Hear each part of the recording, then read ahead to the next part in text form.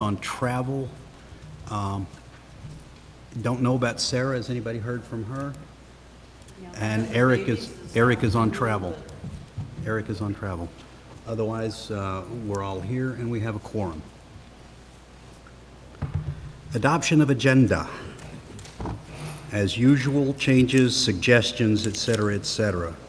There's something I would like to add. New business, we need to talk about a special board meeting, so I'll make that I.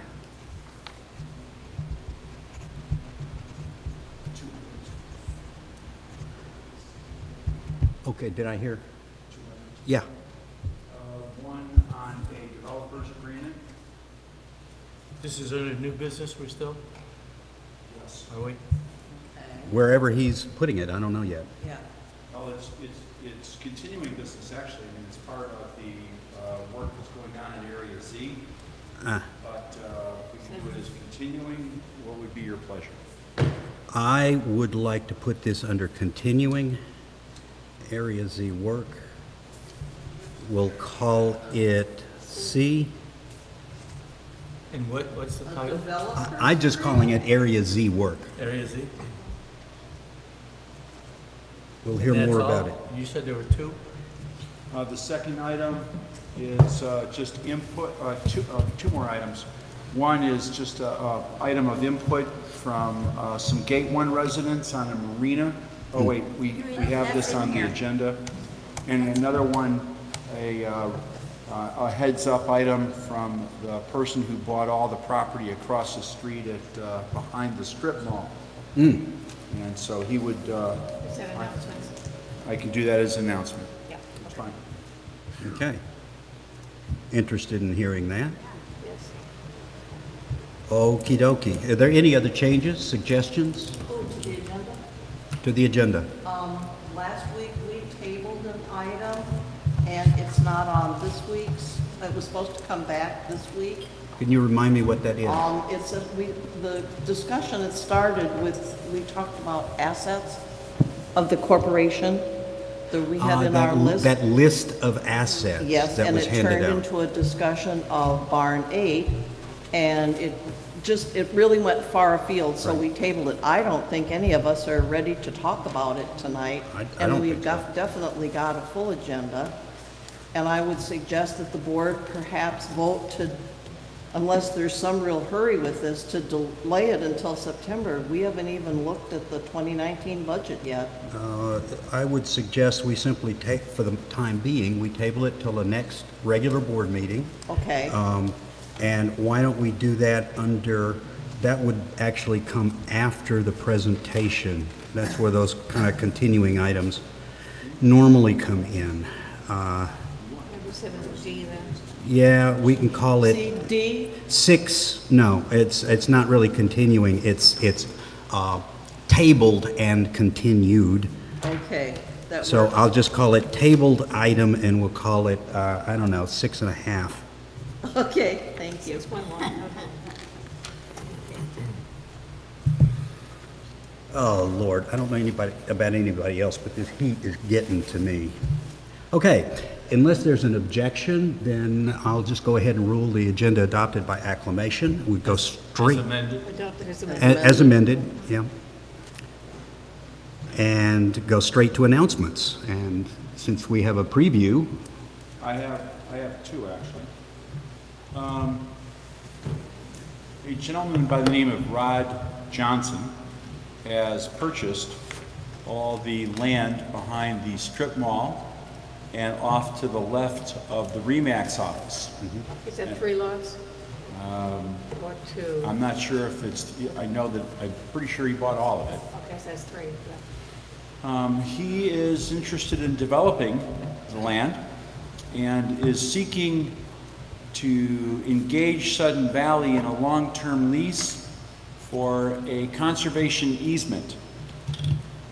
A conservation easement allows someone who has lands that are impacted, like wetlands, to do work and vegetation in another section of land and guarantee in perpetuity that vegetation will thrive so they can do an offset for construction.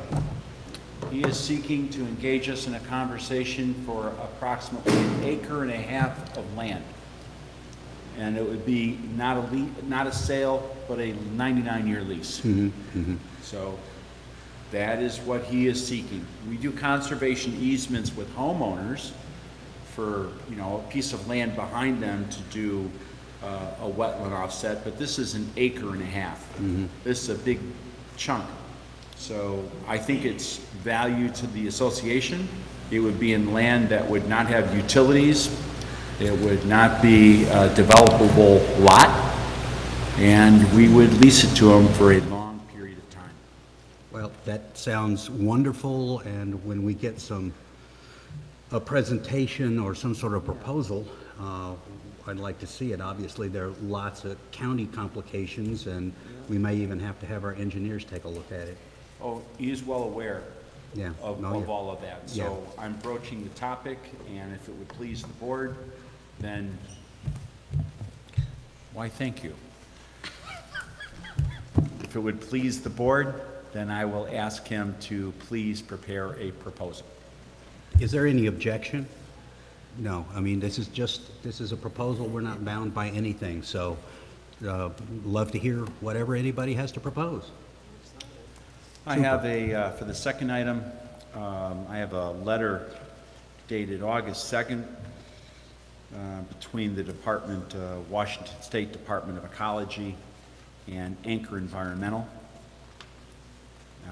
having to do with Area Z.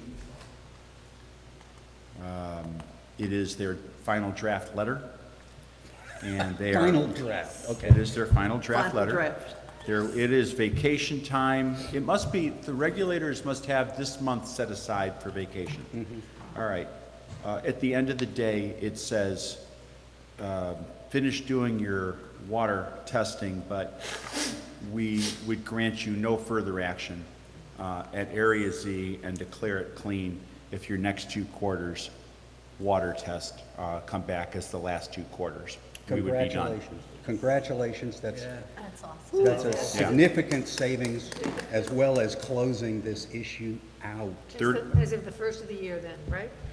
This will be, our next 2 quarters will be finished this year. We should have our next 2 quarter water samples will be done before December, but we expect this letter signed this month, and it'll be a no further action if the water samples come back. Wait a minute, it's only been 20 years. Yeah, And no hurry. as Leslie said, 20 years of mostly not dealing with this. Well, we thought we had You know, dealt with It's it. further than that. and- I've dealt with it for 20 years. Oh, I take it back. Okay, any other announcements? Yes, ma'am. We still have the interim board position open for the board. I have 2 applicants currently. I don't know if the views have been put in the mailboxes yet. I think they've been mailed out. I got mine from admin the other day, but I haven't seen mine in my mailbox yet. But I do have 2 applicants. If you'd like, at our next board meeting, you could interview, or if you would like to leave it open a little longer, but then we will be beyond the 30 days at least that we have had it open. Tell us when the 30 days is up. Oh, shoot. It states August the 11th, which is a Saturday, and I was going to ask about that. How do we cut it off on Saturday? I just, I would assume that if there's anything turned into the office, that they would date stamp it over the weekend, and if we get, it's within that. We have to the board is required to, take 2 nominees and fill the replacement, but, I don't know, I just went that time because you said it had to go out there, so I would accept anything I have on Monday yet. If anything came in over the weekend, that would be fair if the staff isn't here. I agree, that sounds fair to me.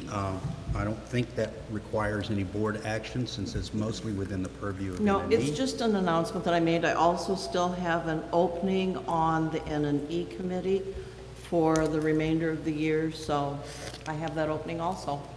Okay, thank you. All righty. Any other announcements? Okay, then we'll go to property owner comments and any board comments. Sir, yeah, go up to the podium, your name and your either property ID or your address, whatever you remember. Good evening and thank you for your time. I would just like to say that we need air conditioning in here. Your name, please? My name is Ken Pinder and we live at 22 Hollyview Way. Our family's been property members here since 1972. And that's a long time and I've seen a lot of changes. And I typed something out quick here I'd be happy to hand out. When we first moved in here, we had, there were security gates, of course, and we had to check with the security to tell them we were here. They gave us tokens. That opened all of the gates. If we had guests, they had to register. If, you know, my dad had to re-roof the house. When we did that, it had to be a cedar-shaped roof. I mean, there was lots of stuff going on. But it was private property. And the dues that we paid, my parents paid for, went right back in to bolster all the amenities that we had and supported what we used. After all of these, I guess, almost 45 years of me being here now with my new family, what I don't see, or the direction I don't like is that this is now no longer private property and it's open pretty much to the general public. And it's my understanding that some 10 plus years ago, there was a study basically put in place to run as a non-profit corporation. So if I could recede a little bit here, just to go over my notes, like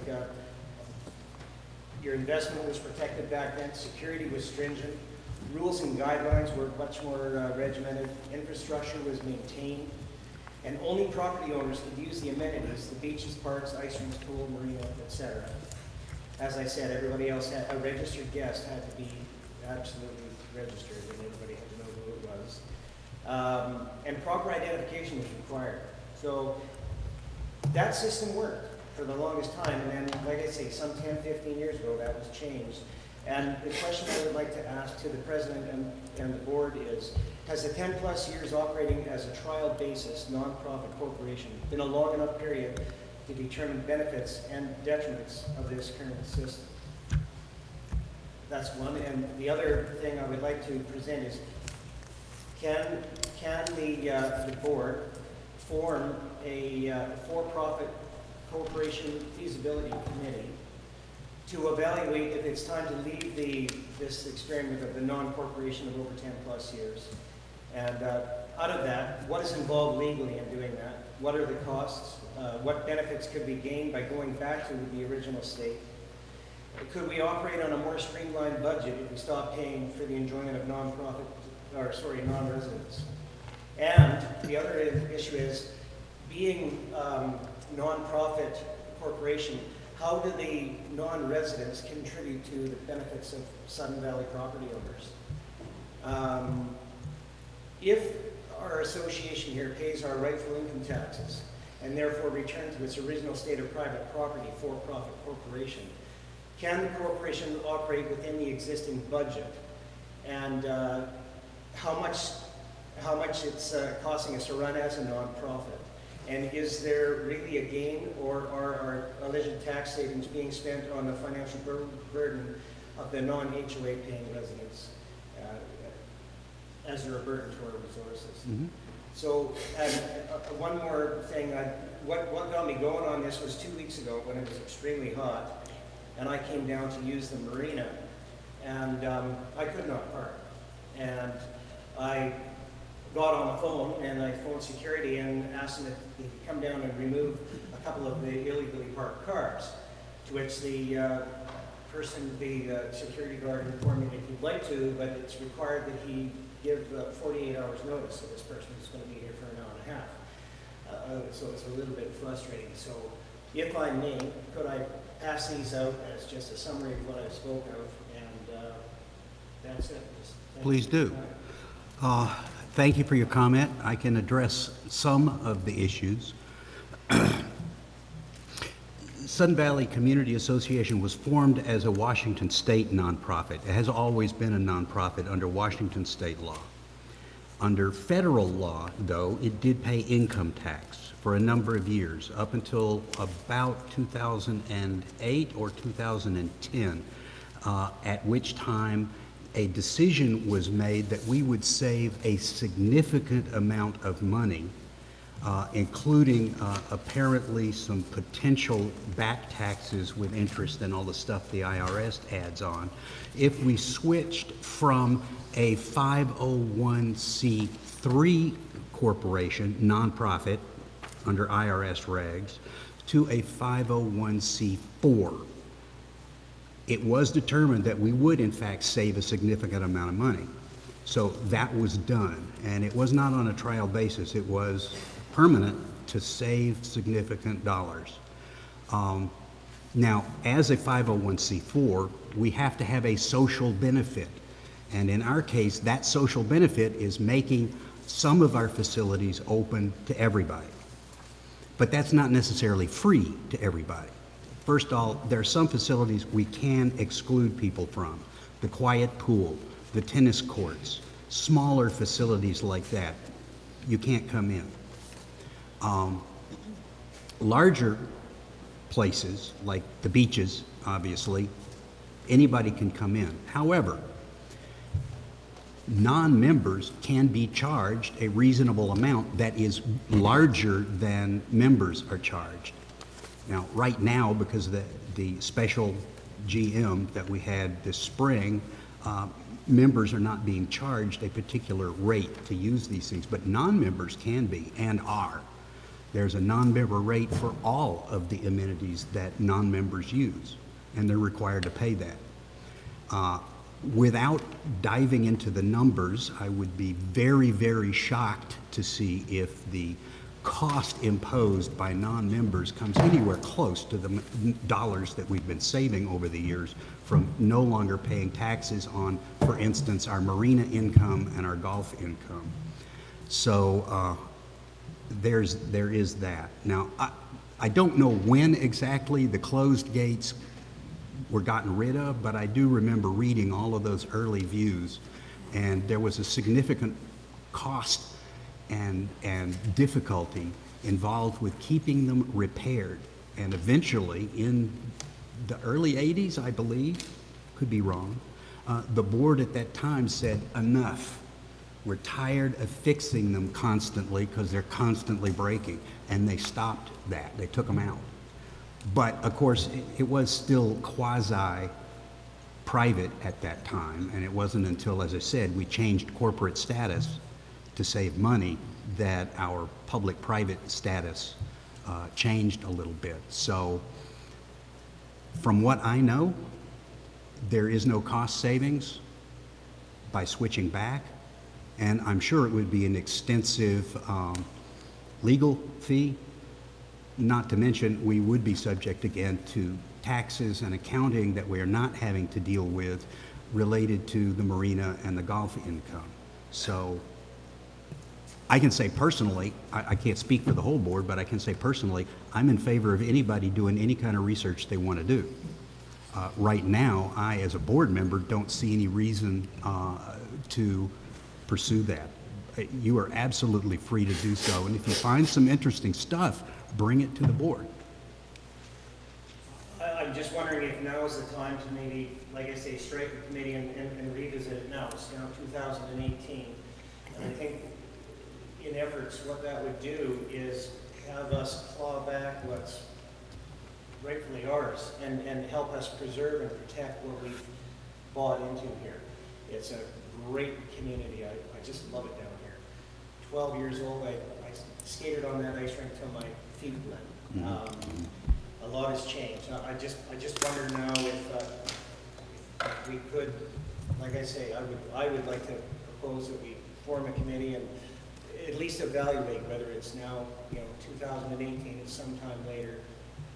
And yeah, I'd just like to put that forward. What I'd like to do is to say that that idea and concept will be taken up by the Long Range Planning Committee when we finally get some volunteer members, and I heartily invite you to volunteer to become a member of that committee, and that's really the place to look at that kind of long-range plan, because it won't be a short-term effort.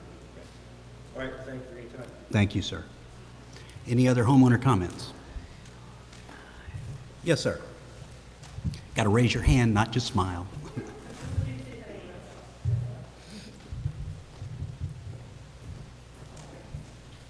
Good evening, everyone. My name is Jeff Abel, and I am at 20 Hollyview Way. And I've been an owner. Speak into the mic, Oh, please. pardon me. I've been an owner here for about 2 years. And I have some similar sentiments to what Ken brought up. Some of it which I just newly learned of the history of what we've had in the past year. I'm a frequent user of the marina. I had a wet slip there last year and go paddleboarding quite a bit. And I've been, to be honest, a little disappointed with how busy it gets. I came from Alki Beach in Seattle, which is just crazy to say the least. But I've encountered people drunk at the dog park. I had a carbon fiber paddle stolen right out of the field at PM Beach. And just a few other instances that really rubbed me the wrong way. And so I just wanted to express my sentiment towards what I consider a little bit of overpopulation, and a lot of that could be attributable to the general public. And I understand that as an association, we want to perhaps want to keep our 504c3 status in order to obtain the benefits that come with that. But non-members also can or may be required to pay a nominal fee to use the facilities. And both the marina and the AMPM beaches have a single point of entry and exit. And so in light of that, my idea is to have a gate at each one of those places, not the whole community to start with, but some way to at least provide some residual income for the non-residents who use the park, maybe a toll booth, $5 or whatever it may be, and also have something automated so that it doesn't have to be monitored as closely by personnel. Now I understand that gates come with their own issues, and I've seen it. My dad's on the board at Mount Baker Rim, and they have their own issues with the gates and people holding them up and running through them and all that. But that being considered, I think that the value and the income that would bring from it would outweigh the consequence.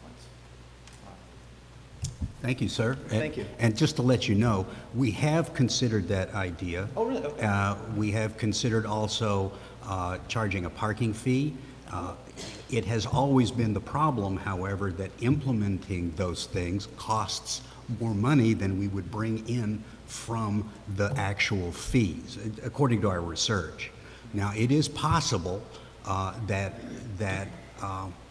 if dues income could be raised sufficiently enough to pay for those things, as well as perhaps a little bit more security to do things like, and I totally understand and I'm so sorry about your carbon fiber paddle, man. That is rough. We just don't have enough security, and the reason that we don't have as much as we would like is because we just didn't have the funds to pay them. Right. A couple of years back, we had 2 on every day shift, so and then just 1 at night. And frankly, given some of the vandalism that we have, I would prefer to have 2 all 3 shifts, at least 2, if not 2 cars. Yes. We don't have the funds now, and it is possible, but it will take a dues increase to get the funds to do that. And Some could be offset by the income from these fees, but at least based on the studies that we have done so far, not enough offset to make that implementation cost-free. that makes perfect sense, and I understand completely. And in regards to dues increase, my hope as well with anything along those lines is that if we were able to enact something that brought more privacy to the parks, that would also benefit the home values and the livability of Sudden Valley. So I appreciate the response and the details. Thank you. Thank you very much. Appreciate it. Mm-hmm.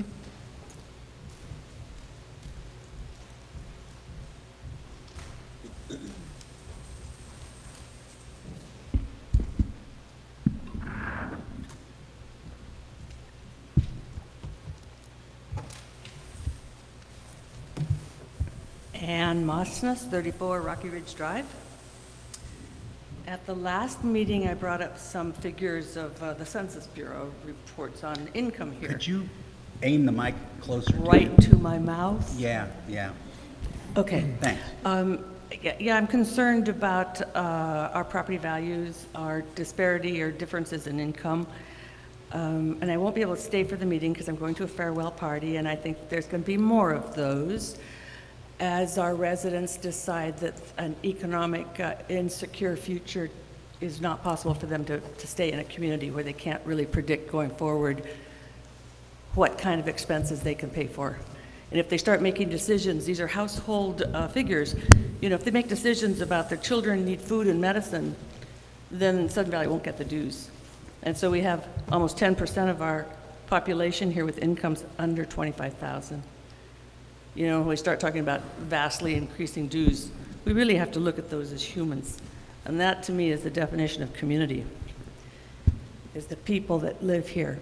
And my concern, having been here almost as, long enough to remember the cedar roofs, is safety. And with this drying, hot summer we're having, just yet another, one of my concerns about the population that comes in to enjoy our community is that there's always more risk. There's people, you know, possibly bringing in briquettes and having a little barbecue. Every time I go outside, I'm smelling the air, you know, and trying to figure out if that's, you know, someone doing something legit, or is I have to look around and see if there's smoke curling up from, you know, some kids playing in the park.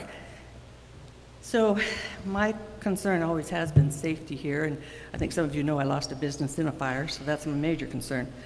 But I think the human component is what we really need to consider is our community. You know, we're not Sudden Valley corporate, we're Sudden Valley community. And so when we think that some of our residents are going to leave because they cannot predict if their money is going to last. I mean, the news in the last week was about retirees filing for bankruptcy. You know, and students with debt of tens of thousands of dollars, they're not going to be coming in here. You know, we have a lot of modest homes. And if we don't have buyers for those homes and the people leave, you know, not only have we seen shattering of lives of people who can't pay that $1,000 and then $1,200 and then $1,500 and $1,800 and $2,000 annually, if there's no way to predict that, we're going to have people leaving, and maybe sooner. You know, and we could have a flood of houses on the market, which is not going to do any of us any good. I actually think we're going to see a decrease in valuation once people become aware of this Washington Uniform Condo Act, or however that's now described. So there's several things I think you could do. And one is put some limits, some predictability into the dues. It's just the smart thing to do. Or let's work to get this wording changed of this, you know, Condo Act or whatever it's called. The term should be 50% of voters, not 50% of owners. I think there was some maybe last minute change. I'd like to know if everybody who proposed this and, you know, said they were proponents of it, if everybody agreed that something so almost bizarre, seemingly unconstitutional. So you could be way ahead and just simply say, let's just do the logical thing and say the majority of voters. And I think your community would support you. But I don't think they will if they just see that this is going to be kind of heavy-handed tactics going forward, and I don't think people are going to buy in here. So the other one topic, I'll briefly describe this one. I see that you have your harassment policy. I would love to stay for that discussion. In my years of maritime work, when I learned that there were women who were assaulted, harassed, and raped on board vessels, I worked to get a law past Congress. And the skippers would be fined if they didn't report assault. And so it's just, it just brought some transparency to life in a really isolated environment. Now, my last time I talked here, when I did say that I had felt I was the victim of retaliation, and if anyone still doubts that, I do have, the complaints I filed, which I'd be happy to pass out if you haven't seen them. So I want to hope that any policies that come forward are not meant to suppress discussions, are not meant to silence residents or people with complaints. It really is meant to bring, a sense of dignity and respect, and transparency to governance. And then I think we would be working towards a real community, which I think we all would like. Thank you, ma'am. Thank you. Any other homeowner comments? Okay, any board response? All right. Oh, yes, ma'am.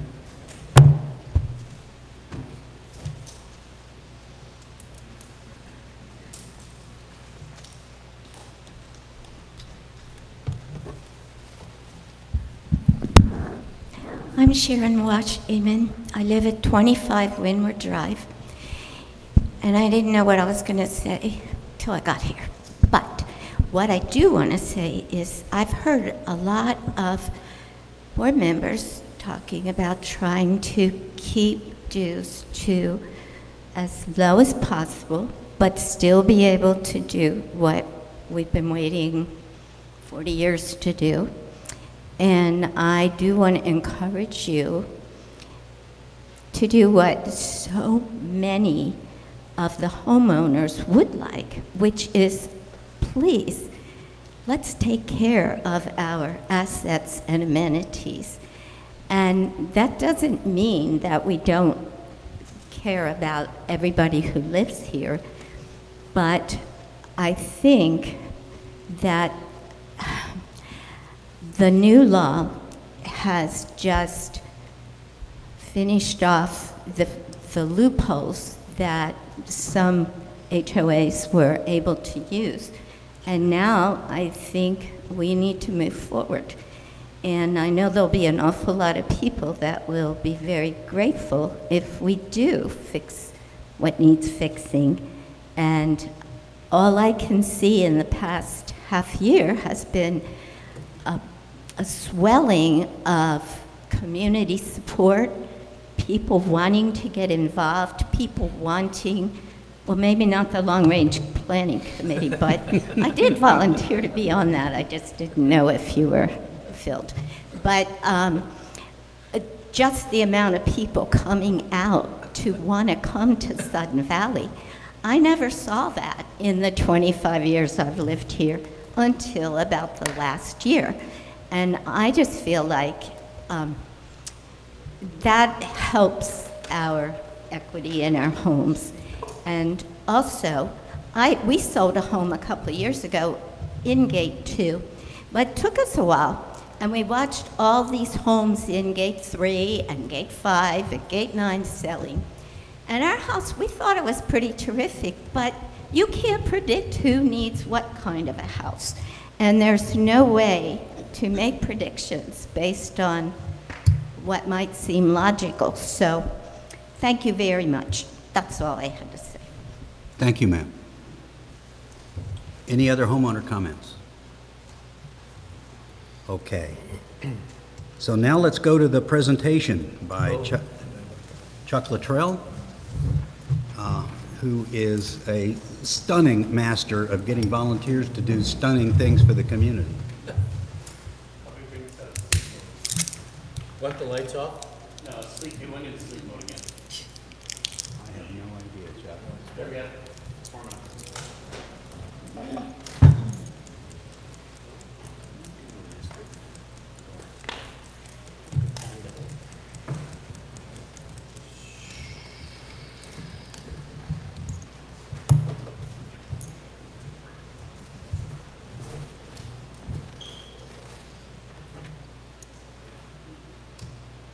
about the big ones?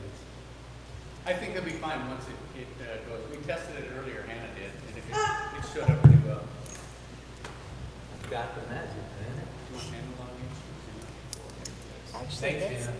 yeah, that's great. It feels cooler with the light. Yes, that's weird to see.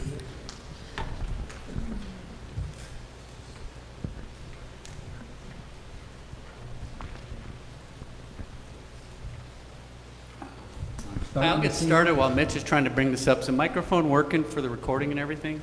I Great. believe it is. My name's Chuck Luttrell. You're probably wondering what I'm doing here, and I will tell you. We, on June 14th on Flag Day, we dedicated 2 new flagpoles that were rebuilt by volunteers in Gate 1. And afterwards, a couple board members approached me and started asking about, hey, how did we do this? It cost a couple $1,000s, and we went through a bunch of iterations, and they started asking the work we've been doing. And so I explained to them some things we did, and they said, you know what, it'd be nice if we could talk about that out in the open. So I said, I'd be happy to do a quick presentation. So that's what brought me here. So who am I? I'm a Sun Valley resident. I moved here for the beauty of the area and the amenities we have. At that time, we were interested in the lake and all the trails, and that's where we spend a lot of time still today. I've spent 3 years as the volunteer coordinator for the golf course board, and I'd like to say that we've done over 2,500 hours of work in those 3 years, and I would like to give the volunteers some credit. We just got a hold of a big new tournament, the Whatcom County Amateur Tournament this year, which had been in another golf course for over 40 years. So I'd like to give our volunteers a little shout out for that one.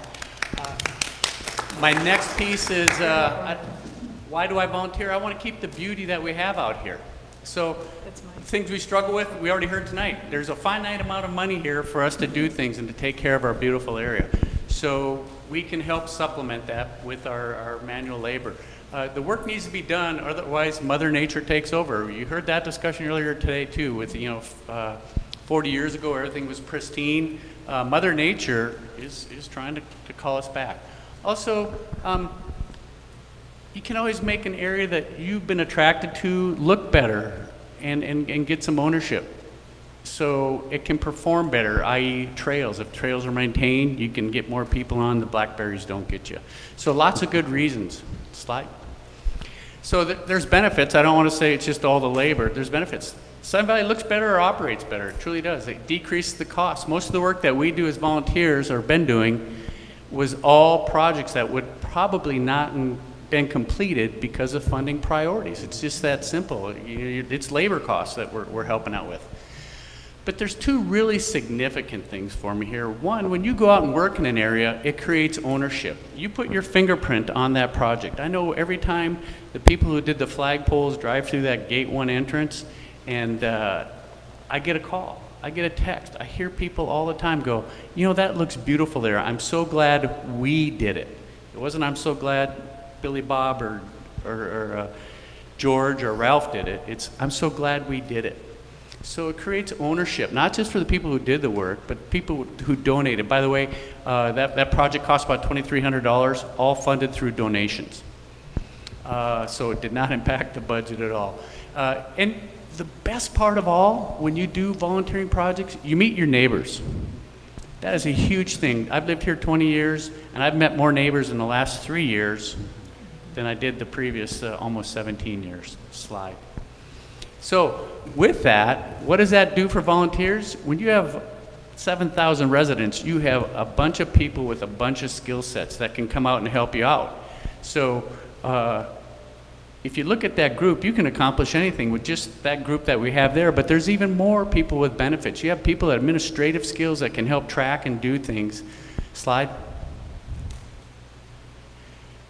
So what I want to do is lead in to show you some things we've been doing. Upper left is the adult center yard there. It's just done by volunteers. They do an exceptional job. Lower right is the community garden at the barns. There's 2 of those. There's entryways to both gates, beautiful flower work. Next. The flagpoles that I just talked about. I want to talk about the slide on the right. That area used to be covered with about 15 to 20 foot tall overgrowth, all the way up to the stop sign. A couple years ago, maintenance was able to get over there, cut a couple hours out to show the sign. But last year, in part of the whole front gate work that we did the 3-phase with the groups, cleared it all out. And I will tell you, the funniest thing was the next day, the fire chief saw me and he goes, you know what? We really appreciate that. It's hard for our trucks to get out of the gate area and turn back in because we got to go across the intersection, create a lot of hazards for us. Also, when we're coming out on emergencies, our ambulance and stuff, people don't always get to see through that. Now you can see all the way back to their garage. So even he was appreciative of the work that was done next. Left, we did a lot of work there. Most people recognize that. That's out at the marina, cleaning up the pressure spraying and cleaning that up for the summer. Lower right, this was an outbuilding that leaked from the roof. We had people come in, we re-roofed it, pressure sprayed it and painted it. It looks new. There's some more outbuildings you can see. They look new. They've been cleaned up. The area around them is clean for fire safety. So very, very significant accomplishments. Hey, Chuck, did you guys do the silhouettes that are on the sign? Yes, we did. They look really nice. My wife calls those, what does Melinda call them, Nicholas? Accessorizing. We accessorize the outhouses. So another thing is some of the parks, down Sofield Park there, you can see that's been maintained by a neighborhood volunteer group. Lower right, there was another safety issue there. We had volunteers go in, clean that out. Remember that, Leslie? Open that area so we could see to drive down the roads, eliminated a hazard with people crossing the road there. The sign had just about rotted through. We got the post in there and restained. It looks really nice. Next. So why am I here? Well, I'm trying to encourage people to come out in an area where they say they need to do work. A lot of people ask me that. Well, how do you know what you're going to do? I don't. People come up to me and say, hey, what do you think we do this? Or why don't we try that? And I say, let's do it. So that's all it is. Look around you, see what needs some TLC. What you need to do, though, is find someone in that group as you start talking to people and make somebody a leader or the coordinator so you can get some help. I'll address that a little more in a minute. So the Sofield Park group, that's led by Tom Fields. Okay, there's their leader and the neighbors. They mow that thing all summer long. The Gate 1 entries, I just put Betty there, but it's really Betty and Jerry, the Driscolls, who spent a lot of time and effort. I can't tell you. Betty probably puts in annually close to 700 hours herself. The community gardens, Aries E, Daryl Darnell and Jan took that over from Kirk and Michelle. Kirk and Michelle stood that up 6 or 7 years ago. Spectacular job, got it going. It was such a popular program. Some volunteers lobbied for some area. GM picked some area out, and Whitney Pierce then led the second community garden. And she's also the leader for the garden club, but you can see some significant things. I think it leads to having about 80 to 85 garden plots for different families here. Next. So how do you get the projects going and getting people going? Okay, you have to go out and you have to talk to people. Find out somebody, talk to your neighbors, see what they're thinking, and say, hey, what do you do? What are your skill sets? We have, if everyone knows what riprap is, that's rock shoring up along shorelines and stuff. We have one of the best riprap people in the country that lives out here in Sudden Valley. He's done a ton of work for us. So find out what they can and can't do. Some people are older, they don't have the capability to move and go up and down the things we do, but they can paint. Some of them say, hey, I can't physically help, but I'm willing to donate. If you want plants, let's do that. Huge thing, huge thing. And as you do more projects and get them completed, more people come out and they want to volunteer. So it kind of feeds on itself. So one thing for the project leader, though, make sure you recognize the volunteer's time is as important as yours. It's very, very important to acknowledge that. You'll hear that again. And then the other thing is that leader needs to go out and determine what the needs, priorities, and equipment help that would be needed. You can get guidance from Sudden Valley staff. I've worked with the GM, the maintenance supervisor, and the park supervisor all the time to try and get things where we can't go. We had to dig the concrete out to get the new flagpoles in. Can't do it by hand. Got them in there. They spent 15 minutes, lifted that concrete out, and away we went. Slide. So how do we do this? When I do the coordination, for me for the golf course work, I sit down with the superintendent and the golf pro at different times. I build a list for them. They don't do any of this. They just tell me things. We build a list. We come back. Then they prioritize what they see that they can't get to but has how its importance level is. We move through whether we can do it with all volunteers or if we need some of their help to do it. Sometimes we do, sometimes we don't. And so we track it and coordinate that way. And I think they like that and they know exactly where we are and I know where they are. Next. Okay, so project execution. For volunteer work, I've been very successful. I try to keep the work party short because people don't want to log a whole day. It just makes it easier and more convenient. Most of our projects work is about 2 hours or less. You need the correct amount of workers when you're doing the work. If you get too many people, you get people bored, they start disappearing. If you don't have enough and you make them work too hard, they're not coming back again. It's simple, it's human nature. But you need the coordinator to start the project before others so that they can have the tools and equipment on site to begin the work on time. Remember again, volunteer time is valuable. Their time is valuable. And make sure you explain the goals, what you want to accomplish that day, so they are all well educated on that slide. This just continues on it. Also that day, that you give them the end goal, tell them the work plan, tell them everything that's going to be done around there. Because that way you, as the leader, aren't having people continually coming to you asking, what do you want me to do next? What do you want me to do next? So if you spend that extra time getting ready, it means you'll be ready to start work on time with the equipment and direction. I just put an example up there. I won't talk about that, but it turned me away. That was 15 years ago, and I did not go back to help them do any work after that. Slide. Management 101, I like this one. When the work winds down, send people home. If you're getting close to compete, because they value their time, and we've been very fortunate. So over the past 3 years on the golf course, we've had over 70 different volunteers. About 12% of them don't play golf. They just like to see the beauty of the area. Another 8% of them don't live in Sudden Valley. Whoa. But they're willing to come out and help. Wow. It's impressive. Oh, go back. I know you're trying to hurry me up.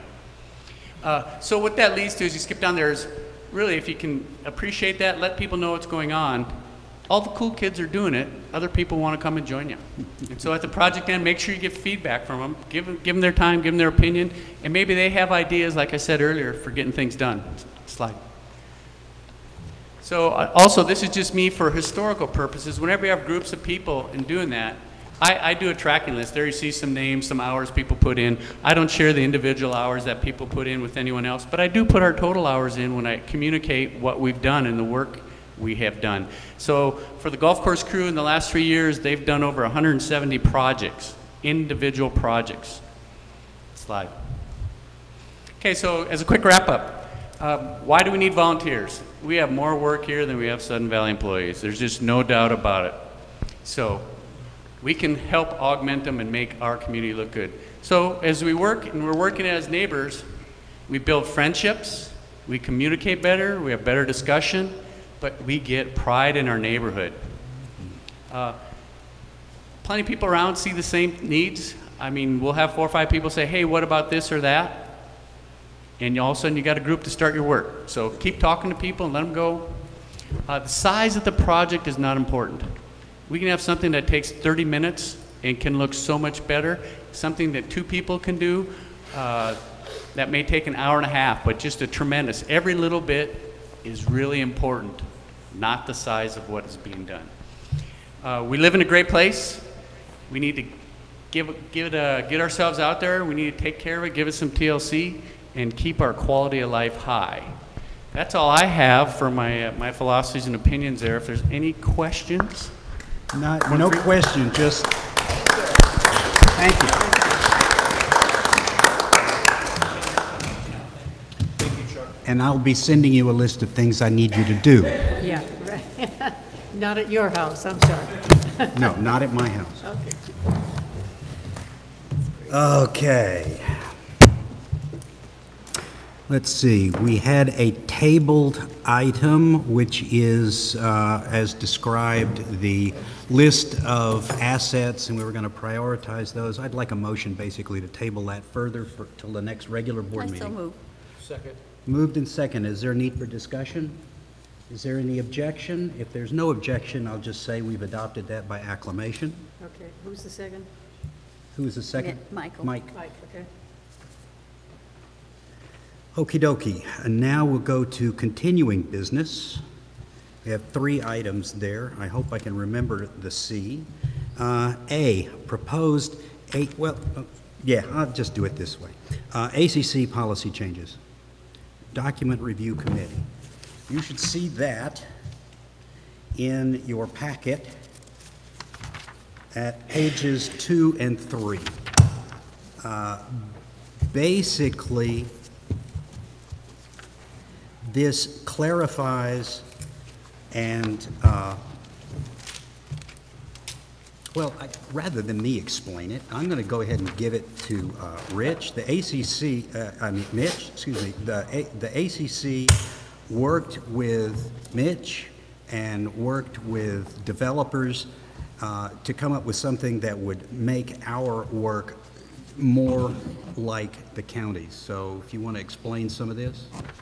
Okay, we would like to align, surprised me, so we would like to align a lot of what the ACC is doing with county regulations. So a contractor works somewhere else, they work here, it's Whatcom County, and can they have the same type of rules exempt of the watershed and exempt of ACC guidelines, which is look, touch, and feel, and setbacks, but can they do work the same way?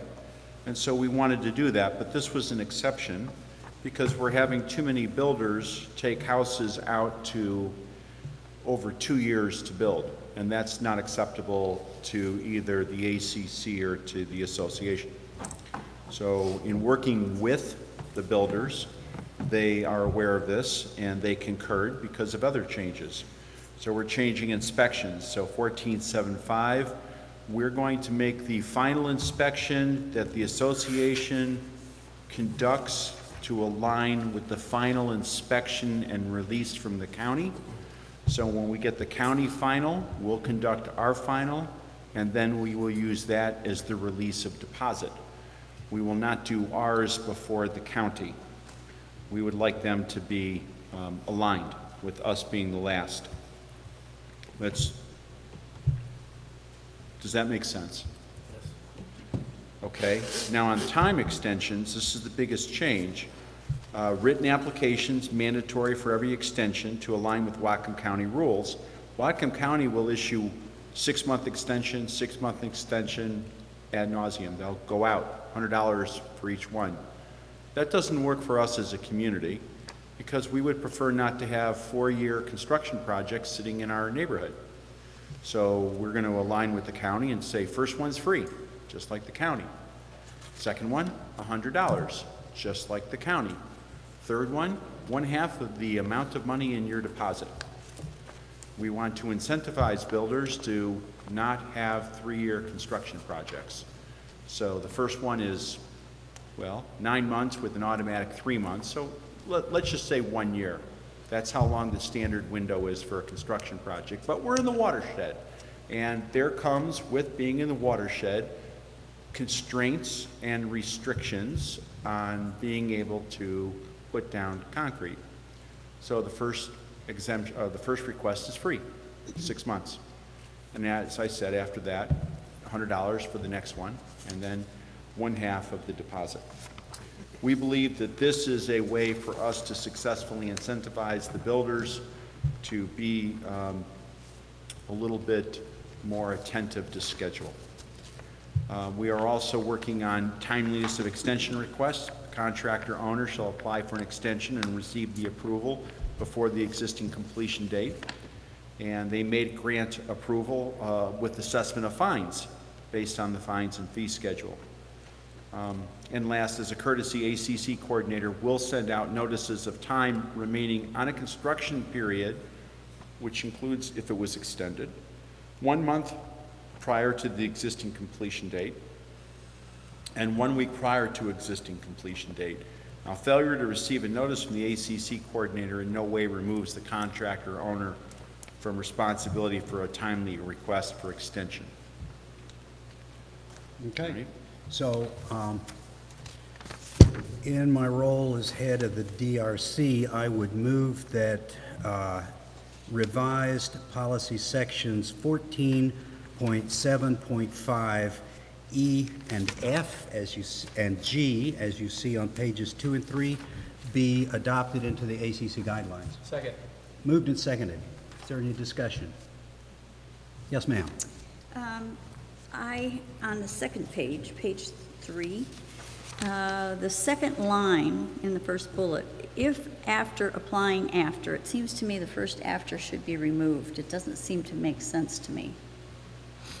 Or That- clarify with me what That that means. makes sense. So does anybody object to with deleting that first after?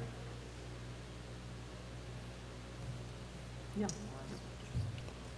Okay, so without objection, then the motion is amended to delete the first after in that sentence. So, sir, I didn't cover the last item. The last item is a separate issue, so I'll Very get well. back to that in a second. Any further discussion? Call the question. Question is called. All in It's on the favor? original motion. Oh, Or did you- yeah, the motion as amended is to okay. adopt this So we've adopted the amended portion of it by acclamation. right, by Okay. acclamation. Okay. Motion is amended. All in favor? Okay, that's unanimous. So I'll sign that. Okay, now we'll get to this issue. Document Review Committee was presented with a document that had this paragraph in here, which clearly comes from somewhere in the ACC guidelines, but it was not identified. So a It's a new change item. was proposed, but we don't know where it belongs. I don't have that answer, but it's a new item. Ah. It does not exist in the policy. Okay, all right, very good. Well, the Document Review Committee did take a look at this and worked on the language, so I will make a motion that this new policy be adopted and placed where appropriate in the ACC guidelines. So in front of it, I'll just put a blank line Second. for where the number is. Okay, motion's made and seconded. Call the question. Okey doke. Wait, Nope, nope. I have a comment, sorry. I Just read make a this. comment. Yeah. No apology. Hazardous tree, okay, so authority for on-site hazardous tree evaluation to be granted. It's not really a sentence. If you take the to be out and put is in, it seems to me to make more sense. Okay, I see your point. Authority for on-site hazardous. Or is to be, if it's Actually, the I future. think it means authority Is to be granted, maybe. is to be, hold on a second. Okay. I tell you what, let me withdraw this. Let's take it back. Okay. I don't think there's a danger in this. We Okay. just have to reword this. Reword. You did It looks withdraw like the- one long sentence. Withdrawing the whole motion? Yeah, we're So- withdrawing this whole motion Are you because okay that with first sentence That's fine. clearly needs to be reworded. Okay, so I will give this to you. All right. So the next item on continuing business is a proposal originally coming from N&E for a bylaw amendment, and document review took a look at this with some N&E members in the room and made some suggestions, and they agreed to those suggestions, and the product of this is a set of bylaw amendments. I would propose that these, I will make this motion. I propose that these bylaw amendments be put into one ballot measure, since they're all intimately related, and that they be presented at the AGM. Second. Moved and seconded. Okay, is there any question? Yes, ma'am. Only a typographical on the second line down under history, nominations and elections committee should be capitalized.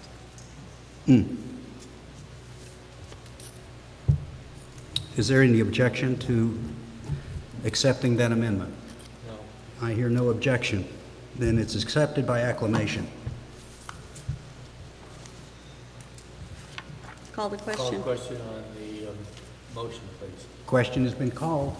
If there's no objection, then all in favor of the motion as amended, please indicate.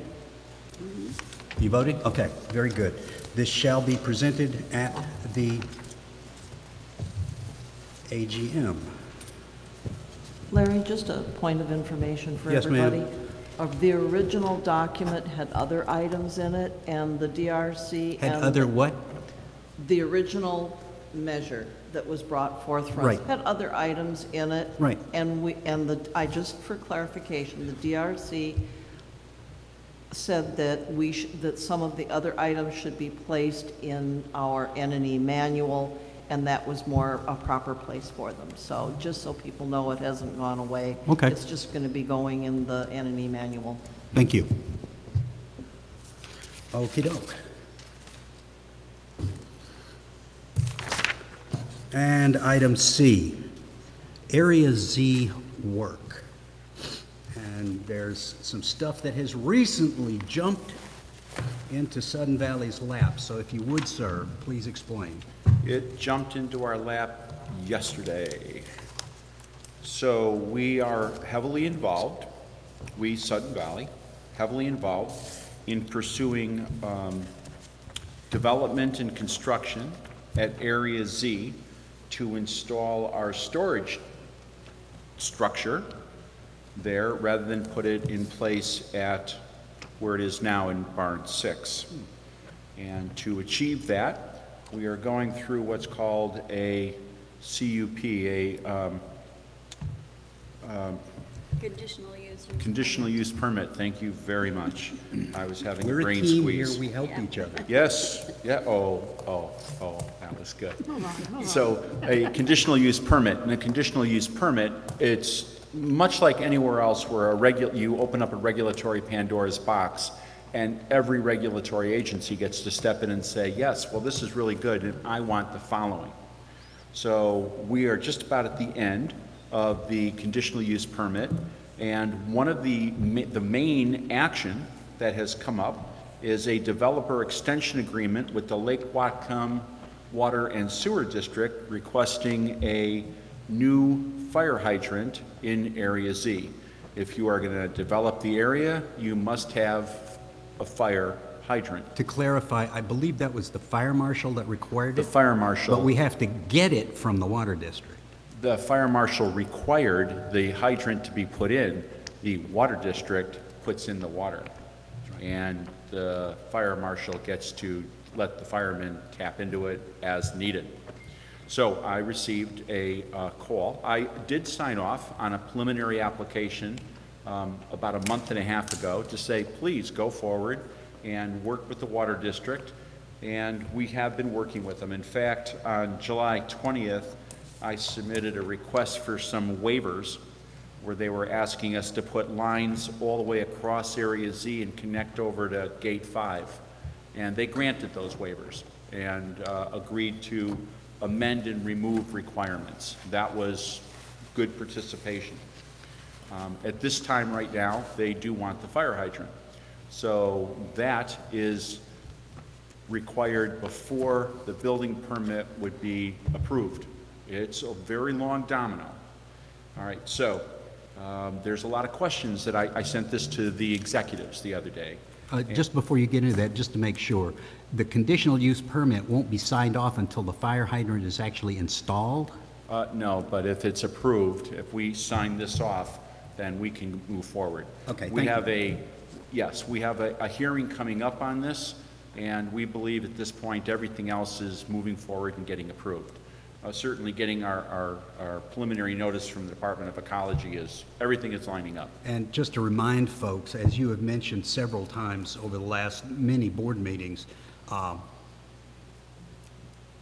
this whole thing is caused by a whole series of unfortunate delays, and we are pushing up against the end of construction season, so we're trying to get this pushed through as fast as possible. Is that correct? That is correct, sir.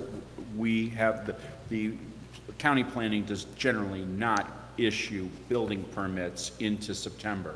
And so we have lined up all our contractors, and we expect to get permission on the 6th of September, and the county has said, if you make it past the CUP, we will issue you the building permit, and our contractors have said we can complete before dirt season is over.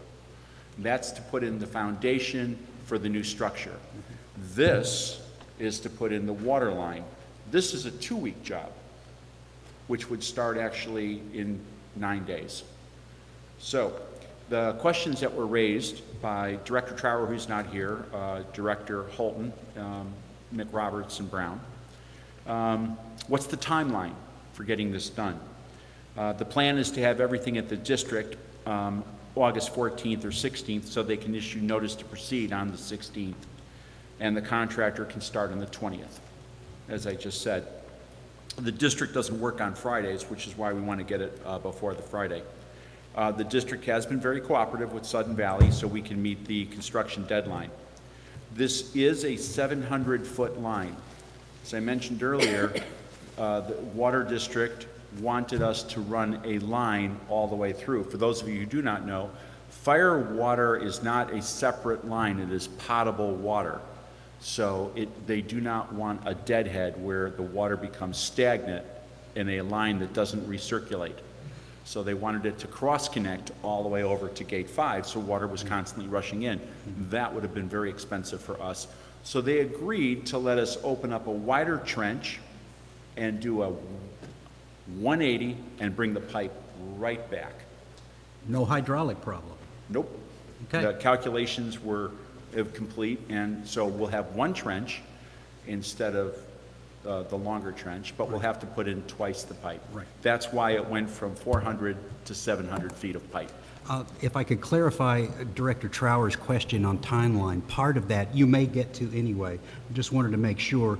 His question concerned why we're being asked to sign this paperwork now before we have a final, full, and complete estimate of the cost. I have the full and complete estimate of the cost. Got it this morning. Excellent. Thank you very much. These, as I said, there's a lot of ducks coming together. This is a very tightly choreographed event. So, so it's supposed to say 400. Okay, it's approved. The cost, I received the cost today. So the water district is asking us for a whole lot of different conditions. You can understand the frustration a developer gets. So we're doing a developer's agreement for this project. So to get the water district to do it, they want you to put into either a bond or into a controlled account 150% of the direct construction cost. Because once you, it's like a performance bond. Once you touch the water district's underground pipe, they want that job finished, and they don't want to find themselves with an open pipe in the winter. They would take the job over just like we would take the job over and have taken jobs over. It's a performance issue. This is a 2-week job. So in this performance issue, when you get the job finished and you get billed, you get your money back. We could buy a bond, but a bond is 10%. Why would we spend 10% of the direct construction cost, $90,000 or $9,000, when we have the cash to go ahead and put? So the direct construction cost you said now is what? The direct construction costs.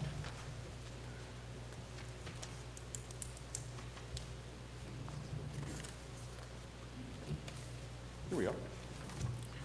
The direct construction costs are $90,532. Okay, that's excellent because it's lower than the original estimate. Well, the original, Wilson thought it was going to be $77,000, but when you look at the total project cost, right, because that includes a lot of department administrative legal expenses, title insurance, no bond. We shouldn't buy a bond. A topographical survey, engineering, the whole thing. It comes to $126,612. So are we asked for 150 times 126? That would be no. Okay. No. Direct construction is $90,532. That's direct construction. So that would mean that we would have to set aside in a special account $135,798. We've asked the Water District Council today, would you allow us, please, instead of moving it to your bank, we'll go ahead and open up an account in our own bank, and we'll just title it and put you on signature on the account. It's always a better, this is going to be such a short project. 2 weeks? Yes, it's a 2-week project. So actually, I got an answer back.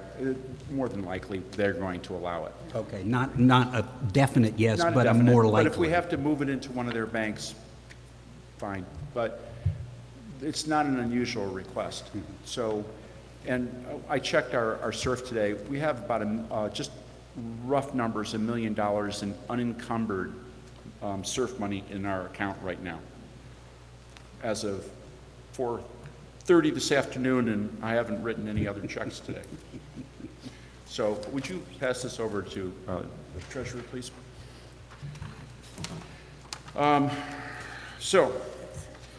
Carol, you read the paperwork, the costs listed, title insurance, developer conformance. There's the list with all of the costs. Processing fee. Title insurance is now on this list. I talked to our insurance company today. We already have this document in insurance, but if they don't want just our certificate, we get certificate of liabilities with our name on it, issued by contractors on every job.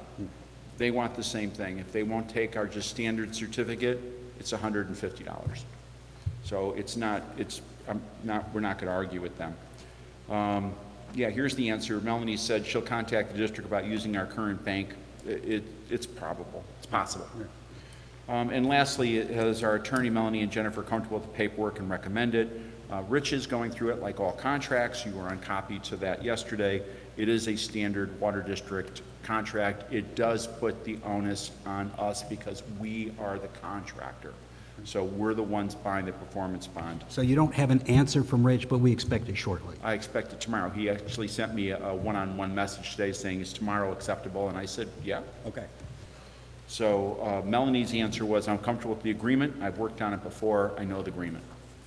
And I'm comfortable with the agreement. It is their standard document. We did go through it as part of the development. Carol asked, I want to know if we're facing additional expenditures over what we've been obligated. Well, yes, there are additional costs, what was previously authorized. The water line's twice as long, and we've redesigned the location because we have also moved the foundation over for the structure so we could have less dirt fill. And when we get the CUP finished and signed, then we will have our final estimate from WRS, because no one knows what other scope is going to get put in there by other regulators. But we're going up for our hearing on the 22nd, and they've now submitted almost all their input. So we suspect that we're there. So the question remains, the only thing that you're presenting to us is this issue of the paperwork that the water district is requiring. Well, two things. One, I was hesitant. You've given me authority to sign contracts, but I was not comfortable signing this contract without bringing this to the board. This is a commitment. It is a major move of money. It's a short period turnaround. We've talked about putting in the hydrant, but now here it is. All right? And if we're going to ever develop any structures in Area Z, this would be a requirement. If we don't do the tent, if we don't do anything, in 3 years from now, 4 years from now, we put in a maintenance building, you will need a fire hydrant. So this is a preemptive action. It is a domino. So I'm going to ask for permission to put in the surety bond and to sign the contract. Okay, would you like a motion to that effect? Yes, sir, I would. Is it possible to do that, since this has only been just brought to us? Is this something that we need 48 hours to negotiate? I'm very flexible. That, to me, is of less importance than, let me put it this way, it needs to be done right. So if we need 48 hours, then and it needs to be done quickly, pretty obvious. Well, we want Rich's review back. We want Rich's review back. So the issue is either the board approves it in advance pending Rich's approval, and whatever changes that he suggests, there probably won't be any, or we just let the board know that the execs will be required to put their stamp of approval on it, and it'll come back to the board. I just want to know that the board supports one of those two options. One of those two options Right. is all that I'm interested in Right. at the moment. So if Rich gives me his blessing tomorrow saying this contract, I'm comfortable with it, or I want one or two changes and their lawyer agrees with it, or agrees and Rich says I accept, will I have permission to pursue? That depends on what is said, starting right now, by the board. Thank you.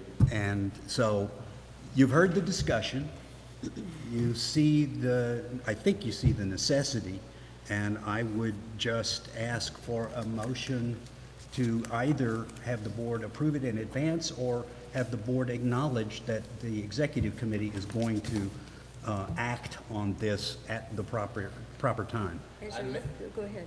I make a motion on the latter. Okay, that the execs do it. Okay. Second. Moved and seconded that the execs handle it at the proper time, appropriate time. Okay. Okay? Now, discussion. Okay, Linda, and I've then got a Carol. couple of questions. So the water district's going to do the work. No. Oh, No. Outside contractor, WRS will do the work. WRS is going to, all right, I kind of understood that it was the water district that was going to do the work. It's their pipe, their water. We have to get permission to So work on their system. there already is a water line in Area Z, correct? No, we're moving a brand-new water line. There is no water line with this diameter. Okay, that answers my question, because I was going to say, I know we've got water down there to the maintenance building and stuff, so, okay, gotcha. I And you think that need there it- is water that goes just in there over the bridge to the community garden area, but that is not sufficient for fire flow. I didn't know, that's why I'm asking the Right, yeah. question of what's going on. Fire flow requires a much larger connection than just your tap water. I guess the only other question that I have about this is this $126,612 accounted for in a capital request or in the project for the sprung structure already? Otherwise, don't we need a capital request from some account? So I have the funds in for the project. This is going to be a change order to the project. And as I've shared with the treasurer, please correct me if I'm wrong, we are not going to see a total project cost until we see the CUP signed, and then we bring it in and say, here's what we're looking at for the balance of work on now what we did call Barn 6, what we're now going to call the Area Z storage building. It's just kind of scary. I wouldn't care if it was $55.55, but it's a huge amount of money, that's all. That's my Yeah. real concern. I think the answer is it will be at the appropriate time when we know exactly how much to do it, and that is the plan. Mr. President, Carol had her hand. Yes, thank you. I'm concerned, as Mitch knows, I asked the same question, Linda, and I think we've got a comfort level with the funds that we have available. So we're in this already, and it's going to be hard for us now to, when do you stop? You know, we have to do this, and it will need to be done at some point in time anyway. The other thing I just wanted to make sure I understood that we're going to, as a executive committee, come together to vote on it, and then it will be brought to the next board meeting for ratification. Absolutely, that's the normal process. Call the question? Okay, question has been called. If there's no objection to that, then all in favor, please indicate. I'm abstaining. You're abstaining. Water District. Mike, you're in favor? Odell, you're in favor? Carol is in favor. Okay, that's unanimous. Yes, sir. You have authorization to sign that and to transfer the funds as necessary. With executive, no, Yeah, excuse me. With the executive Call on authority. the executive committee when Sorry. you are ready. Yeah, I'm just jumping I was ahead a of little For approval. confused on that Yeah, one. yeah. Okay, I have permission, once we get the final back from Rich, to say, here's his revisions, are you comfortable? You'll vote, I'll sign and transfer money. Thank you. My mouth works better in the cool. I've been known to have that issue. Okay. Okay, so there is continuing business. New business, capital request, main pool fence, ratification. No, this is an original that it was not voted on at the executive committee where it was stated that this was an emergency. We determined that this was not an emergency, and we pushed it back onto the board's Oh, that's Yeah, just schedule. just a note, yeah. yeah, right. Do you want me- Okay. Do you want me to do this one? Main pool replacement, you might as well. Okay, this was approved by the Finance Committee as a, I will use their term, no-brainer. The main pool fence installed in '76 is scheduled for replacement in our reserve study in '19. The inspection of the fence does correctly reflect the assignment that it needs to be replaced. As we were doing the pool, we pulled the fence down so we can put heavy equipment into the deck and rip out the deck. When the fence was brought down for construction into the pool, even though with care, it just further degraded. It's just an old fence. It was in less than poor condition at best before removal. Now, replacing a section of the fence was in the pool project scope. The new posts are placed into the ground and concreted to stay in place. The old posts that were removed as temporary came out of the ground, and if you've ever seen a fence post pulled out of the ground, it comes with the concrete still attached to it. To place them back into the ground, I got a typo there. It says back into the ground. The old concrete has to be hammered off. You don't put the old concrete back in the ground. And that certainly would degrade the rest of these 41-year-old posts. So given the age, the poor condition, wanting to avoid removing newly installed concrete, because if we put this in and we have to replace it next year, we don't want to go jackhammer up brand new concrete, and avoiding further deterioration, we moved to replace the fence now. And yes. So given the general contractor was awarded the pool contract after a competitive bid, we believe the intent of competitive bidding is completely met. They were replacing a section of the fence, they replaced the rest of the fence. If we pulled the contractor off and put another contractor in, they have the right to demobilize and wait until the contractor finishes. That would not be a wise move on our part. It would have been about how long of a delay, probably? If I was the contractor and I was not given the rest of the fence to put in, I would have found other things to do to stay busy. I think you could have looked at them as walking off the job for 2 weeks. I think that's realistic. Mm-hmm.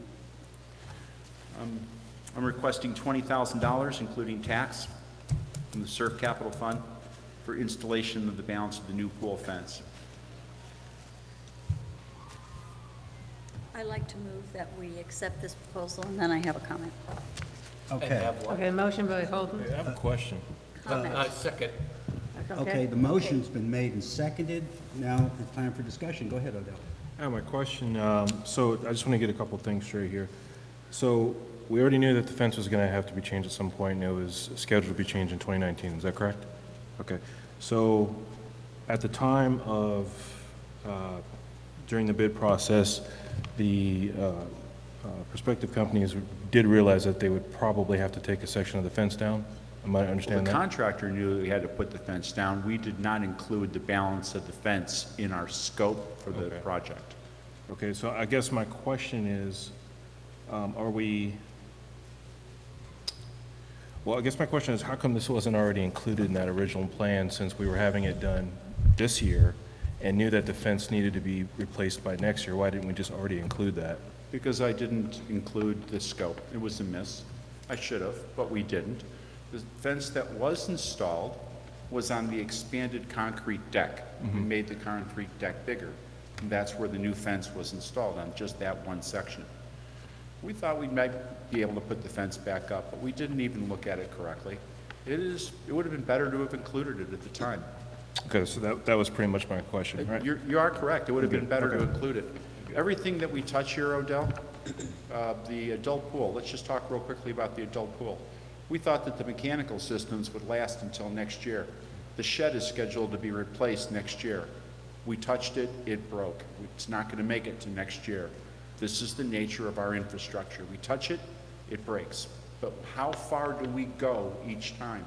At the adult center, we also have a retaining wall that we received an estimate of $42,000 last year to replace the retaining wall on the back end of the adult pool. We didn't put it into scope. We could keep going. It just goes and goes.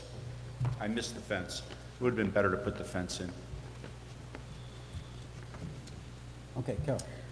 I was going to say, so to Mitch's point about the fence, our engineer who evaluated the pool last year said the fence is compliant and can be reused. He didn't take into account either the fact that it was going to have to be torn down and put back up again. And as to should we bring in another contractor, even if we were to just do the $20,000 part of it, or that portion of it, our contractor was responsible for repairing whatever they destroyed. So we would have had part of the fence look this way and part of the fence look that way. It made sense to replace the whole thing rather than do it part by one contractor and part by another next year. Warranty is assured this way. I want to make sure that everybody understands that this motion as made, there was a typo that Mitch corrected, and then there was another typo that Carol corrected, so it was actually included, but you don't see it because she didn't mention it earlier. So go to the recommendation paragraph, and at the line, not to exceed 20,000, Top. that should be 2. The P is extra. So those are the only 2 corrections. Well, we are talking about a pool.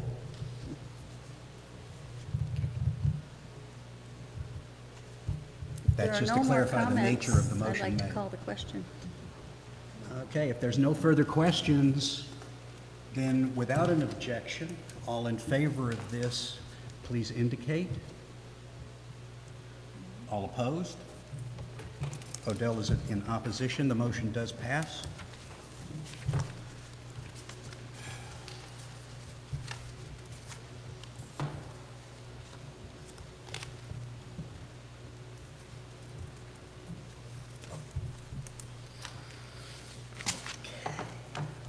All right.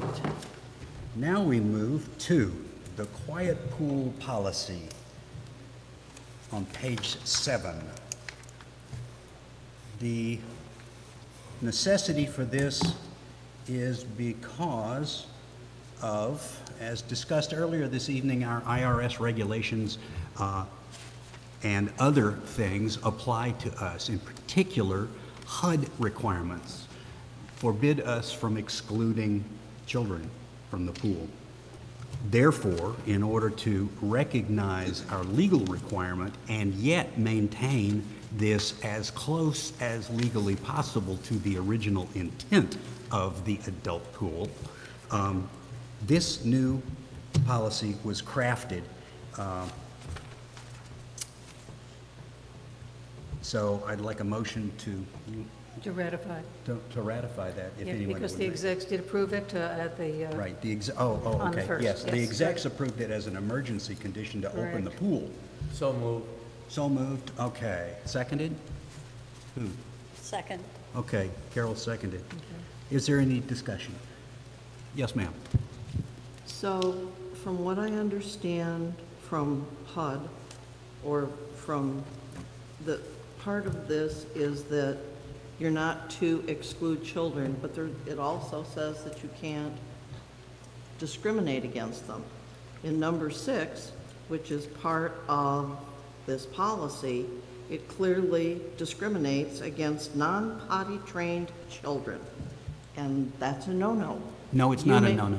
You It's just been- you this- may say Oh. anyone that may be incontinent needs to wear, and it isn't that they can't use it, they recommend there's swim diapers that people can use, and that's even in the Federal Fair Housing Act and that sort of thing. So I'm just concerned about some of our language. There was also a condo lawyer that said that normally, I'll just read, that an association in Washington probably cannot restrict use of an amenity to adults only for any part of the day unless there are identical amenities available for use by children. And so I'm wondering if we meet that. You know, they're saying in Washington State, there's been no court that has considered whether associations can or can't do that. So I guess I'm just a little bit concerned with some of the language in here that clearly doesn't meet some of the standards of the Fair Housing Act, that's Now, all. my understanding is that this does meet it in part because children are allowed in the main pool. Is that correct? That's correct. Want me to explain how Rich and I work this?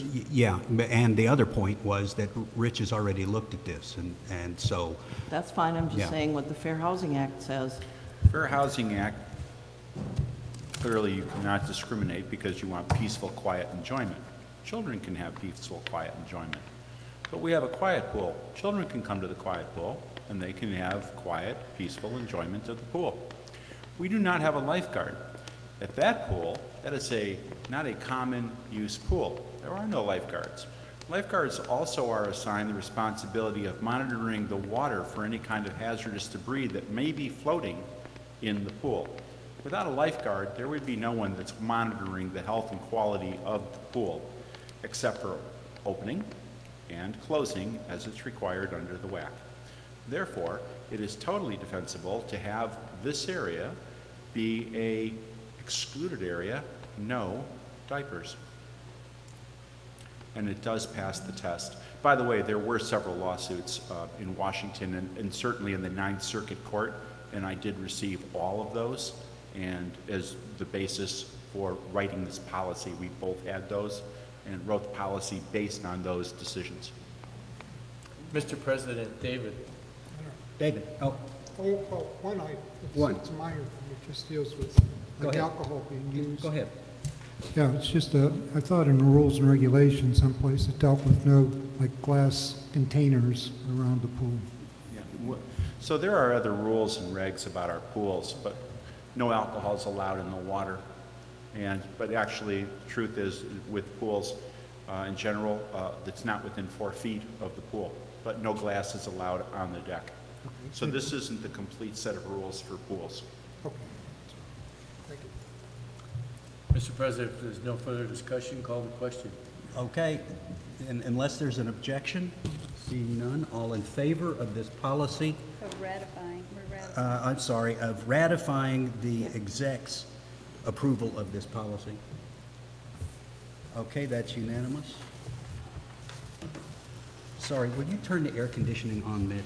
I Yes, need sir. it. I have to bring in the company to install it first. Yeah, well, at this point, Leslie, I would almost welcome it. Yeah. I know. What? Turn that fan on. Well, the problem with the fans is nobody can hear anything. Oh, yeah, but the problem with that one is that it's not spinning. Okay, all right. So I'll hand both of these sheets to you. That's both of those issues. Okay. Okay. Take a deep breath, try and focus. C. Number C, which is a request from Gate 1 residents pursuant to a diagram that you've passed out.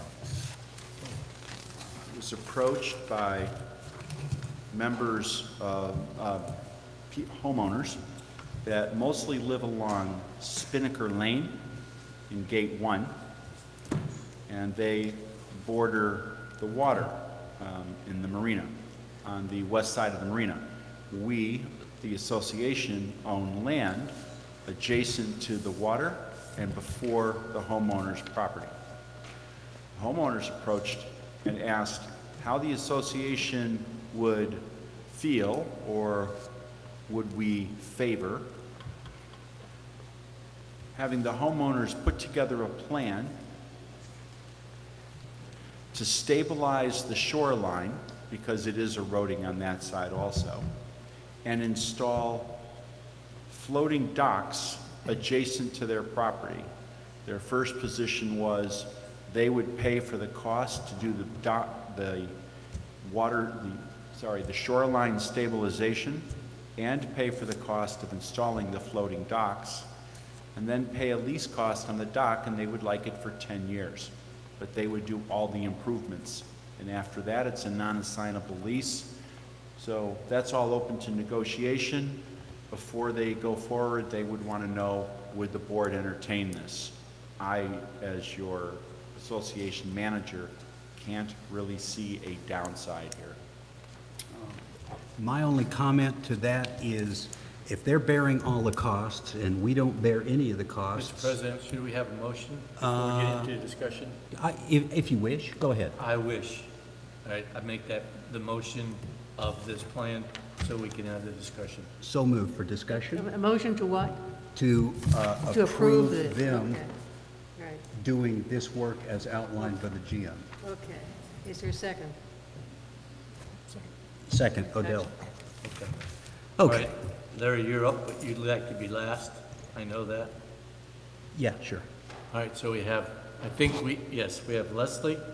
I know Odell has a question and I have a question.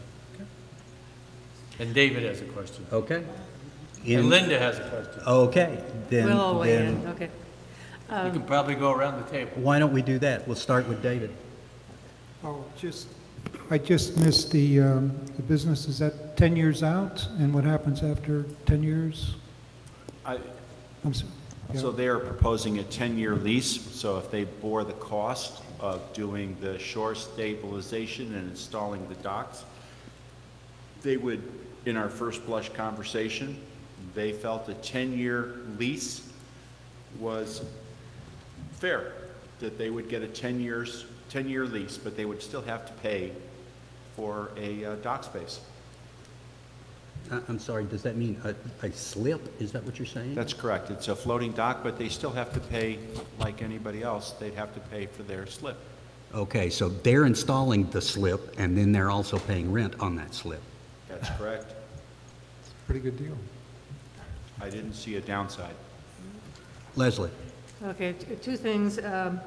I have a little concern about the shoreline, and I don't think that we can give up our responsibility for maintaining it to this organization unless we get, some funding to come back from it. My other comment is that I do know that there is a water district easement that runs right down there, and it goes to one of the pump stations, and I think that this has to be taken into account. I would be willing to entertain it, but I need a lot more information.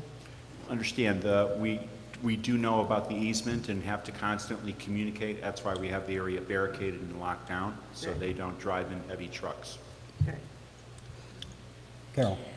I just am hoping that this, the motion sounded like we were approving the project. What I'd like to see is more that we are approving Mitch's ability to negotiate and bring back to us a finalized project. Because I don't think it's ready yet. Why don't you make that as a, I would like to make that amendment. okay, all right, so now we're talking about an amendment to say this is merely to give Mitch authority to move ahead with discussions. I Okay. second that. All right, I'm seeing nods all around, so there's no objection, then that's adopted by acclamation. Yeah, I'm looking just for permission to enter in. The board is aware. I'll enter into a negotiation with them. It will take a long time, but it's something that will percolate. Adele? My question was actually already answered. Okay. And I already understood that this was just to give Mitch permission to go ahead and further pursue this, which. Now it's explicit. Yeah, I'm good with it. Cool. I love the idea. I have a question though on and I know you're going forward with this. How are they going to stabilize? And does the stabilization touch, pardon the air quotes, the next dock so the shoreline is stabilized similarly all the way along? Just a question, no answer, please. Actually, I do have that. We would probably not go with the same type of entry we're doing on the spit. Yes, sir, I understand that, but let's say that Odell's dock is where he is and my dock is where I am, and I'm stabilizing, I suspect, the area that my 25-foot floating dock encompasses. Now, does my stabilization project continue on so that I am stabilized to his stabilized, and is it the same? Okay, now I understand completely. I believe that we would have to come to an agreement with them where there would be a deed recorded on their titles, that they would be committing funds for an entire project and all of them uniformly to do so, so that it is done as one project, not with one person saying, but I want pink, or I want, it's one project. And so it would have to be uniformly done, properly spaced out. Thank you, sir. Very good. Linda? Okay, last question. Where are these people going to park their boats on their floating docks? I guess I'm concerned if it's the homes I'm thinking of that are around the edge of the marina, you have other people that already have their boats at our docks. And is there gonna be enough room for them to negotiate, get in and out, no problem? If you have docks that are coming out 15 feet from the shoreline, and then the boats are gonna park on that outside 25-foot section of the dock, I'm just saying, I just wonder if that's, if you've got a boat, that's gonna considerably curtail people that are trying to come in and park their boats. It's a very good question. When we looked at revitalization, we were informed that there was actual space to install more wet slip docks at Originally, that yes. location then. Does anyone else remember? I vaguely recall that, yeah. So There we used were, to be a plan for a third finger. well, So there was space for more wet slips. Now, at that time, they were not attached to the land. So that even offers more. But it's a design, and if it doesn't have the space, it doesn't have the space. So this is, again, just to say, this is Yeah. for negotiation. Oh, I understand. And further investigation. As someone who used to do the marina, I know that people used to get bigger boats, and sometimes they'd start out with little slips close to the land, and then they'd move further out in the finger as they got bigger boats. That's my concern, is negotiating it. Okay, my concerns are really to make sure that this doesn't cost a dime to Sudden Valley. And I'm serious about this, not a dime. And that we probably should earn enough money to offset what other parking and, enforcement, yada, yada. Where that cost is going to come up is in the permitting and authorization.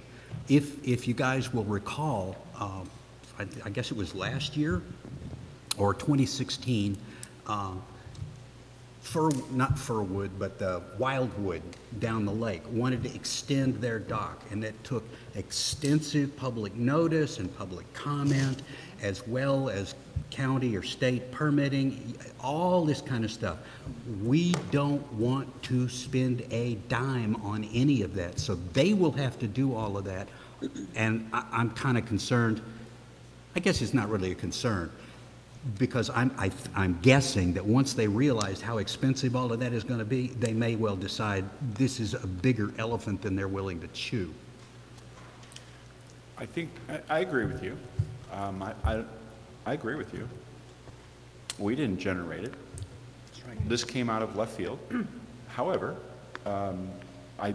in discussion with you the other day, I think the first thing to do is to provide them with the preliminary designs that we received from revitalization that talked about shore stabilization, and give them the starting points and say, here's what we know. We already purchased it. And then let them have a starting point. Leslie? Another thing that just occurred to me was, given the expense of this, would these homeowners be considering renting out these slips to somebody else? And I'm uncomfortable with that. Yeah, me too. Thank you for pointing that out. I certainly would if I was them. Okay. And that may well be part of the public notice and comment period. That may not be permittable. I don't know. I spent a good portion of my morning today with DNR working the issue of our aquatic land lease. This is our water right here. That's our land right there. They have less to say inside our marina than they do outside our marina. That was a surprise. Okay, so this is basically within a larger harbor than one normally thinks of. When you think of the marina area, I think of just the spit and those piers that are, or docks that are there. This is actually a bigger area and extends way out into that homeowner's territory. The water, in other words, that we have jurisdiction over extends further away from the current wet slips than I had thought. Inside the marina, the Sudden Valley property. Right. We have a lot of say inside Sudden Valley property. Where the slips are out here, so this is inside. That's, yeah. I'll point out that currently we pay about $1,200 for our aquatic land lease for beaches and access. And we are asking for them to waive all costs now because it's public. And to grant us an area 4 times larger. Okay. I like that. Okay. Call the underlying motion.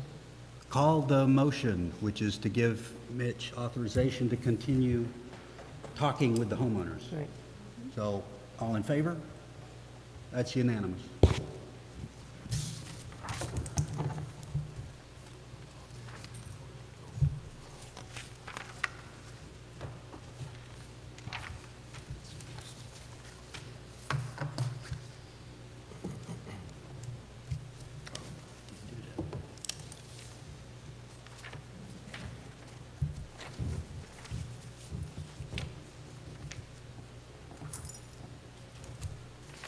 Okay.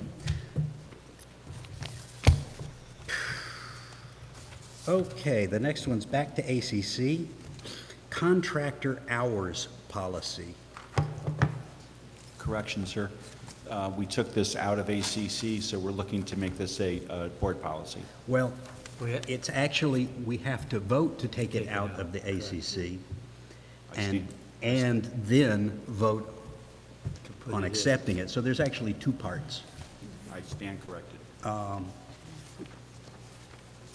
Okay, and that gets at basically the point of this. The reason why it needs to be removed is because it's not really an ACC issue.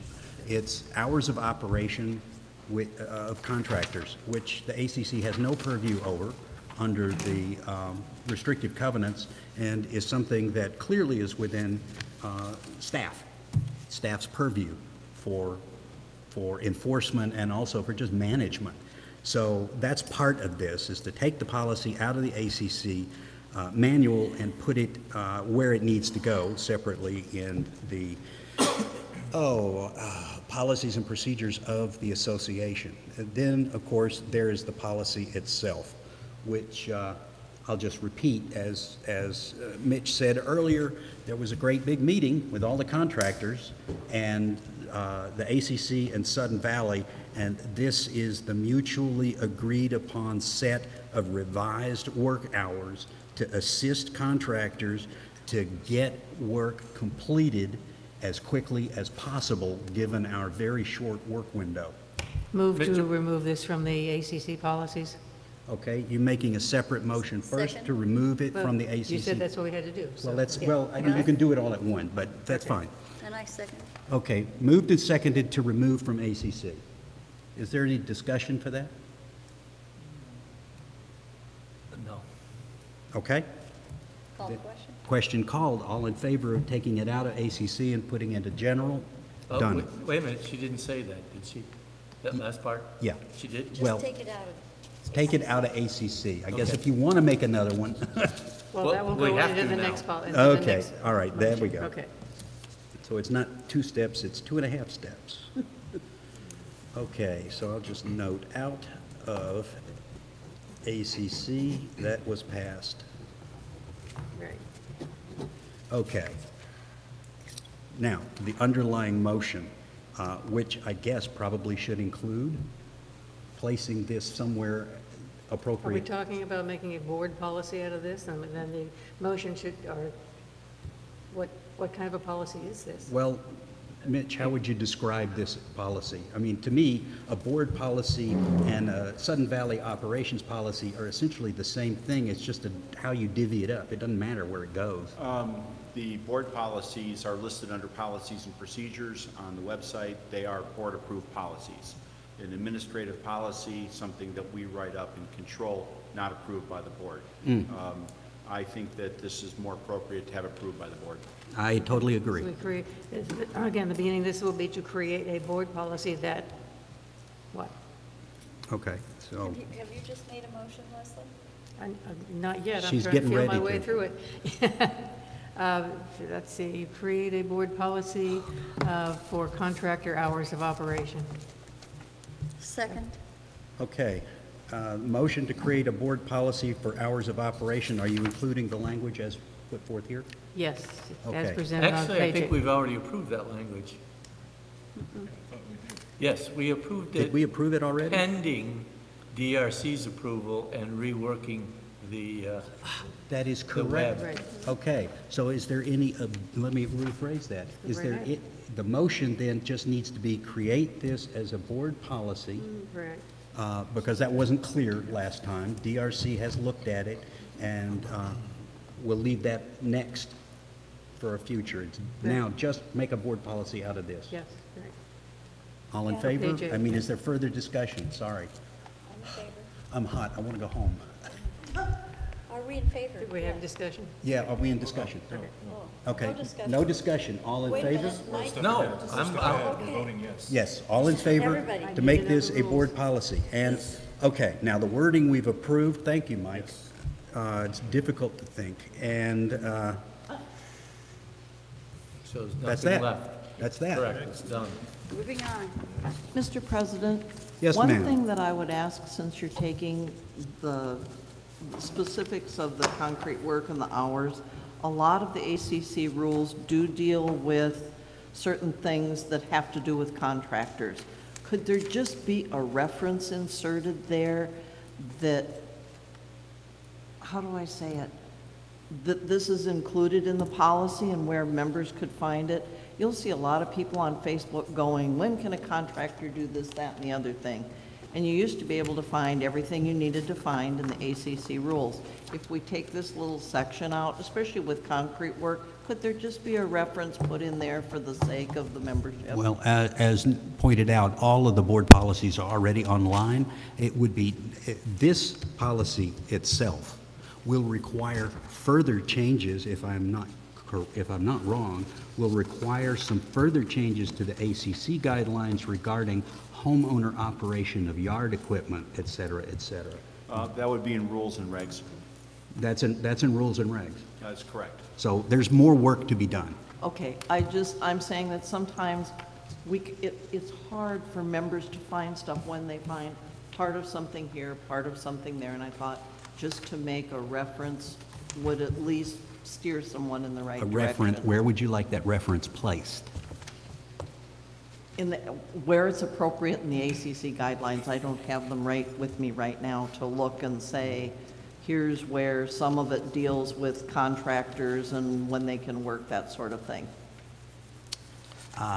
We'll take a look at that. I Okay, guess if we DRC will, could, we'll take a look Could we please? at the regs and see if the ACC guidelines and see if there's a good place to put that. I can't think of one at the moment, but that doesn't mean it doesn't exist. Okay, thank you. Did we vote on it? Yes, we did. Okay. Okay, now we have two policies. They're Make a virtually, motion that we accept the harassment policy for volunteers. Second. moved and seconded. Oh, by the way, before we get to that, there's this, is this? That's a sign. That's, this notice goes with the policy. Right. Got it. Okay. So the first one we have is a motion to accept the harassment policy for volunteers. And it's been seconded? Yes. Okay. And I see one comment? Just one. I have half a dozen typographicals that I would like to mention, but Let's- do you want me to do that? I don't think they changed the intent of the policy. Would you mark them up and then? I did. Could you hand them to me and I can take a quick glance?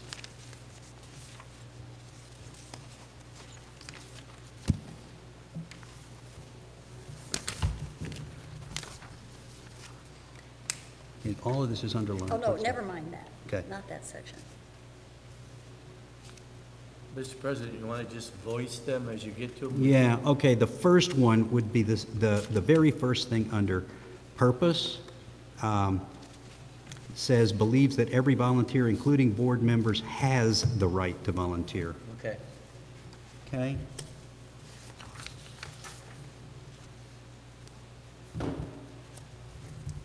That should not be employee, I don't think. I would take that out. Right. Okay, it's on page 13. It says threats of physical harm. Where are you on that page? Second line. Page 13, threats of physical harm. Okay. The second line has the phrase "to an employee," and that is an error just because these two policies were written from the same form. That should be deleted. Just the to an employee? Yeah. No, it delete the "an employee." So it will read bodily harm to a volunteer. To a volunteer, okay. Okay, and then a couple of lines down, it says reporting chain separating the complainant and respondents. The C should be capital complainant. Okay, page 14, there's an extra space above free speech not prohibited.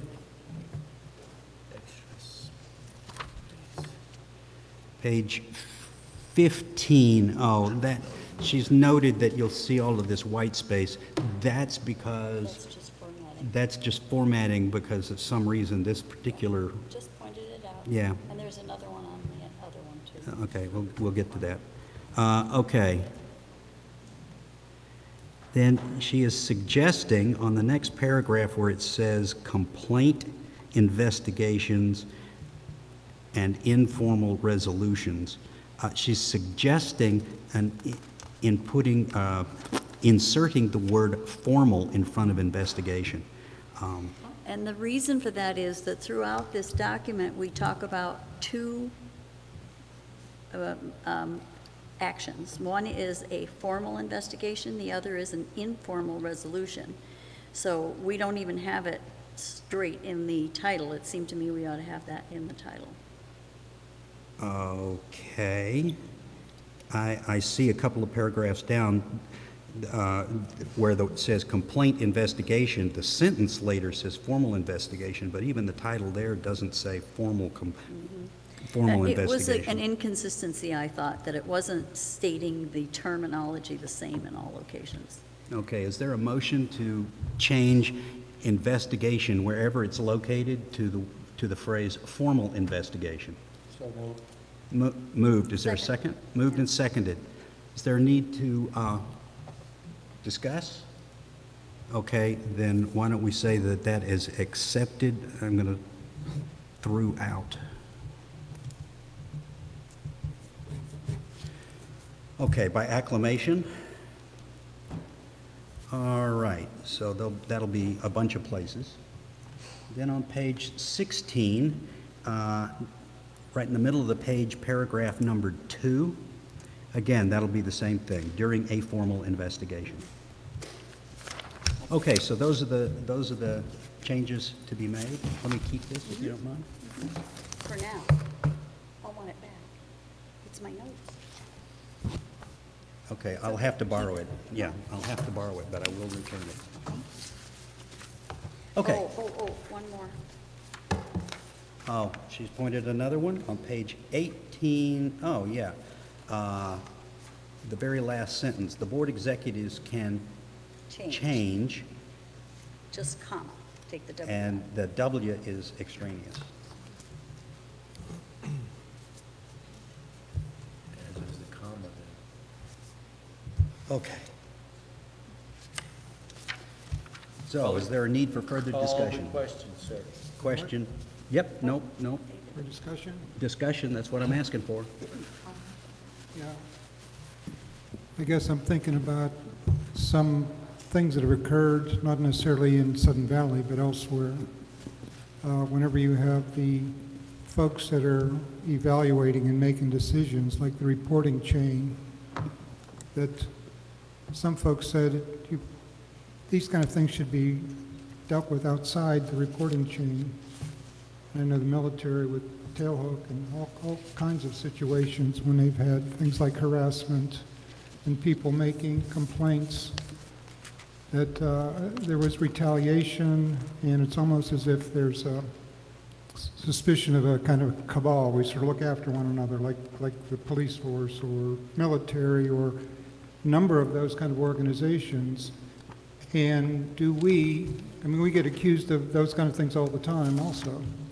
Do we need to have something in there that's like an ombudsman or something outside that chain that needs to be somehow infused in here?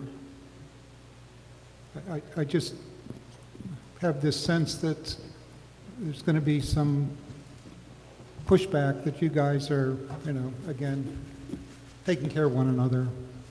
I'll only answer in the following way. There may be some things that we could do along those lines to improve this. However, the first thing that comes to mind is we don't have duplicative or extra chains of command. We just don't have that kind of thing to fall back on. We don't have an ombudsman. Is that going to be a staff member? Is that going to be a volunteer? How will that volunteer be trained to appropriately handle these kind of potentially legally dangerous issues? And lastly, the policy does make general statement that you can go anywhere within that chain, and if you have a concern with one level, you go to the next level. It does not prohibit that. Right, I'm merely asking the question. No, I understand. The kind of things I'm that just, we're, I understand, and I'm doing my best to try and answer that concern. So whether it solves it or not, I don't know. It might be one of those that perfect's the enemy of the good. Questions? Yes, ma'am. I guess I have a question. On page 16, we talk about the investigator and determinations. Number one, there's nothing that says how this is resolved. And if you have somebody that is the complainant, are they going to know what the resolution to this all is? Yes. You know, in some instances, they could be concerned if it's a member that has something that they've found against staff of some sort, or you understand what I'm saying? It's like there's nowhere that it says that there will be any resolution supplied to them. It's like it just goes to ground. No, ma'am. No, ma'am. It does not. It says that very explicitly, the last line of paragraph 6 on that page. Parties will be advised. The parties will be advised. It also says the executive committee will implement anything necessary. So it will be done and it will be communicated. And I guess the only other thing Yes, ma'am. that it talks about as any specific action is that it's termination. But I would assume there's a whole range of things in between there, but it just says whatever, and you're not spelling out what other actions could be taken. I guess I'm concerned because it's It is very correct. broad. It says termination of up to and including termination of the volunteer relationship or removal from the board or committee. But that is clearly indicated as the last line. Other things less onerous are permissible. And to explicitly enumerate those now ahead of time and without knowledge of specific circumstances, I think would be virtually impossible and probably more wordy than necessary. I can speak to that. Yes, ma'am. That is typical wording, is up to and including, primarily so that whoever is involved knows that that is the outside or worst case scenario, and anything else is permissible underneath that. But it's primarily to let people know the severity of what they are approaching. It's not to include everything, because if you try to include everything, you're going to miss things, and then they have the right to get out. So it's up to and including that level. And with regard to that, I'll just point out, I think I've mentioned it before, but the original draft came from someone with HR expertise. It was reviewed by people with HR expertise. It was reviewed also by staff, and it was reviewed several times by our attorney, who made several suggestions. So as far as I am aware, It is essentially containing everything that is normally contained within a policy of this nature. Further questions? Call the question. Is there any objection? Then seeing no objection, all in favor, please indicate. That's unanimous. So I will sign my copy. Oops. Seems crazy it's taking us this long. 15, I think. Okay, there was my copy. That's hers. 40 years. 16, 17, 18, that's 11, that's hers. Okay, here's mine.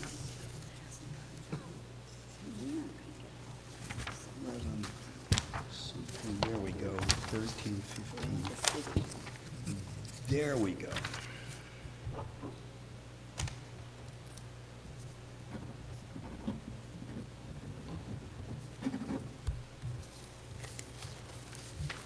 Okay, oh. You need to put a date down, If you wish. please. Mr. President, while you're signing that document, and before we go to the next harassment policy, might I ask Director Holton if she has typographical or grammatical errors to repair, that we could do those prior to saying yes to the harassment policy as a policy? As a motion? As a motion. I apologize. Good suggestion, thank you, sir. So why don't we say the next item is the employees harassment policy.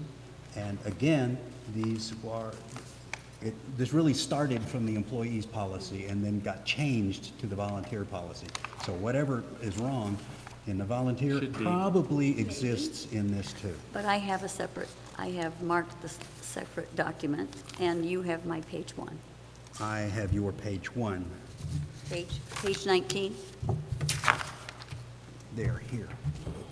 Okay, on your page 19, Do I there have isn't anything. Okay. Page 20, there is a number 2 at the bottom of the page, and it's empty. So we just need to take an extra, Oh, there should be a yes. 1, 2, 3, that's all. Right. Okay? Just delete that. That's page 20, there's an empty paragraph 2, delete. Okay?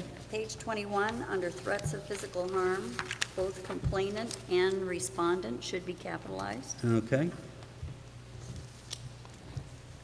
On page 22, complainant should be capitalized. where? On the second line. And then under malicious, frivolous, or bad faith allegations prohibited. Yes. On the last line. Last line, complainant, gotcha. Okay?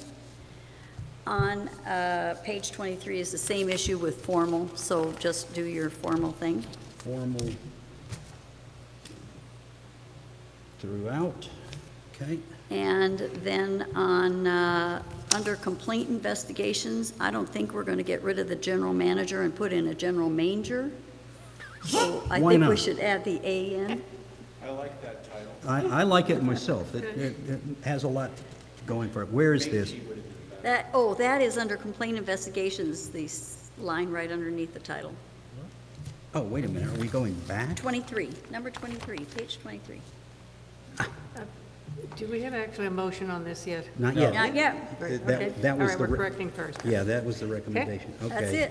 That's it. Takes Except complaint you have that- investigation, yeah. SVCA, series of appropriate informal, all, I don't see manager in that. Under Complaint. complaint investigations on page 3. Oh, the Right next under the time it title. appears, the second time that appears, general manager. Yeah. Now I could make the motion, sir? Oh, one more thing, Oh. is you've got that stretched out line again. Can't That needs to be reformatted. Okay, See there. all right. Other than that, you're good. So I can? Yes, you can. Yes. So the motion is to accept with the typographical, grammatical fixes, if you will, of the harassment policy for employees. Second. Moved and seconded. Is there any discussion? Call the question. Question has been called, unless there's an objection. Oh, yep. Just on the recommendation, Mm. asked to remove the old from our employee manual and supersede with this. So I don't have to. Do we need to make that? We don't have to as a because it motion? says it on the bottom, and you have to do it anyway. Yeah, it should be on, Page 24. oh, yeah, I'm looking at the wrong thing. There is another thing on 25. Yes, page 24 says rescinding and superseding. Thank you. And superseded, replaced by. So it will need to say whatever that is. Okay.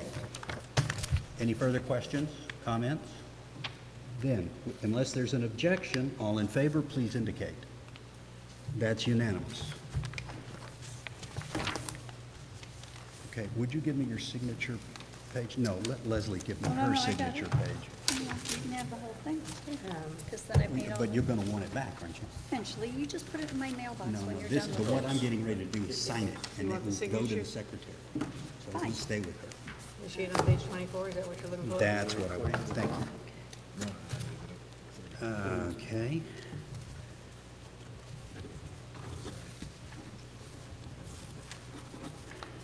As amended, and the date Time is is done already. 8/9/18. Okay. So 23, 24, and then I'm taking your stuff. Voted timeline, G. Oh, I don't have my 25. Okay, next, voting timeline, which is page 25.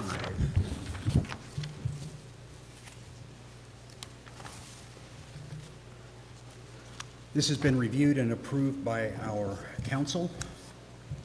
Did my 25 have any comments on it? I can't I- remember. I don't think so. No, it did not. Okay, I'm good. Okay. And it is only to change the timeline so that it conforms exactly with what the new state law says, and we won't have this calendar kerfuffle that we've been dealing with. And the motion would be to accept the bylaw amendment to conform the voting timeline and will be explained by the president after we vote. After we vote? No, before we vote. I think it's explained right at the top of the page. Okay. But That's the he's motion. made the motion to accept this as a proposal for the AGM. Okay, and who's the second? And who's the second? I'll second. Thank you, Oh, Odell. no, Odell was No, first. Odell. Oh, yeah, Yeah. thank you. Boom. Yeah, love it. Yes, sir. Yep. Okay. Now, any discussion? I think a quick explanation, just so if everybody is on board. As we pointed out for the last couple of board meetings, our bylaws currently say that we have to do certain things 30 days before the AGM, but no more than 50 days before the AGM. 60. Or 60, whatever. The current law, however, says notice is posted not less than 30 nor more than 50 prior to the date of the meeting once that date has been set. So that actually makes it, we can no longer simply assume that it's going to be the first November every year. We just, instead of counting from the last date of board action, we have to set the last date of board action based on the date of our annual meeting and go backwards from that and then say, okay, that's the latest the board can act. It's just the way that it is. Great explanation. Oh, excuse me. Call the question, sir. Well, no, Linda looks questioned. Sorry. So I'm hearing all this. If we have AGMs, there's the other section of our bylaws that deal with saying that the AGM will be held the first Saturday in November. I just addressed that. Now, rather than saying, we don't care exactly when the board makes a decision, we have the board has a certain time, and the N&E has a certain time to act prior to the AGM. Well, now, the board can't act too early because the timeline starts ticking when the board takes its final action. Yes. So that's really where the rubber hits the road. It tells the board when is the latest that we can make a decision, as opposed to the way we've been doing it forever before. I'm just saying the bylaws say that, it's very definitive that that's the first Saturday. And if we're going, I understand you changing This this does to not, me. this doesn't change the first Saturday, has no impact on the first Saturday. It's still gonna always be the first Saturday. That, I see no reason why it shouldn't be, that's Oh, what the bylaws that's say. fine with me, it's just the way I understood it is you said that it might, that could change that, that's my No, concern, it that's has all. no- Okay, it has no as long as impact. it'll always be that, I have no further questions. Gotcha. Leslie. So we have our bylaws today that give direction on when we shall do things. Along comes the new law and section 326, and it says, do this. Okay, that's good. But we're giving it to the members to vote on, which means that they have to pass that by a 2/3 vote in order for it to go into our bylaws. What if they vote it down? Where are we then? We still have Still to have to abide, follow the law. we still have to abide by the new RCW. Okay, I just want to make sure that, you That's- know, it- that we, this and is- this is part of the sales job to the membership. Yes. Here is what we must do with our bylaws in order to conform to new state law. There will be other changes necessary, but this one is the minimum change Right. that we need to take care of this year. The other changes we can take care of later. Later, yeah, okay. Other questions? Call the Question has question, been sir. called. Unless there's an objection, all in favor, please indicate. That's a unanimous. Okey dokey.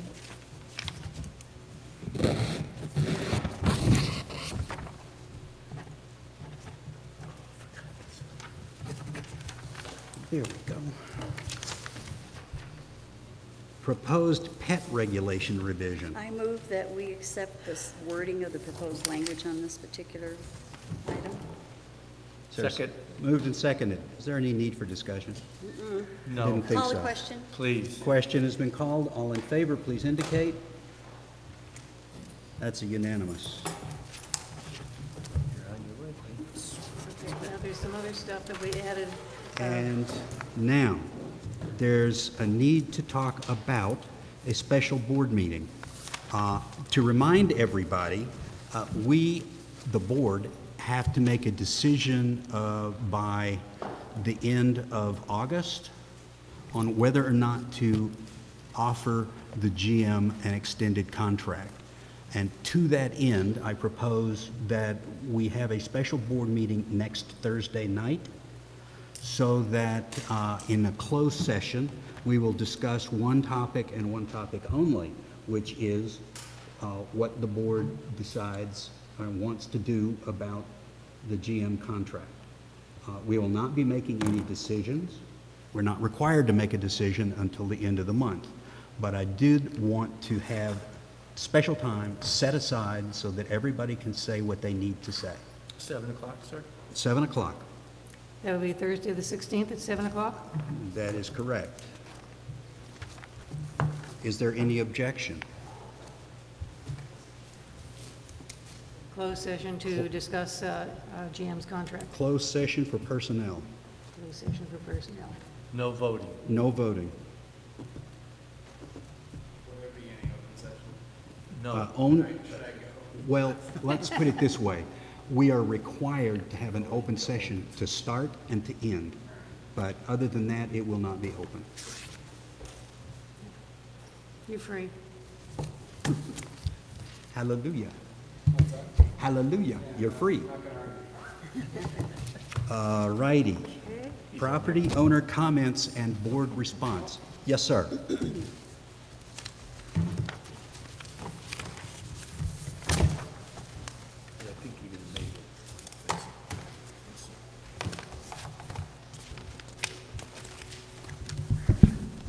Good evening, Rob Gibbs, 14 Far Summit Place. Just a comment about the idea of putting in some floating slips out in the marina. Comment is kind of both as a homeowner and as your volunteer dog master. Right. I think it's a great idea.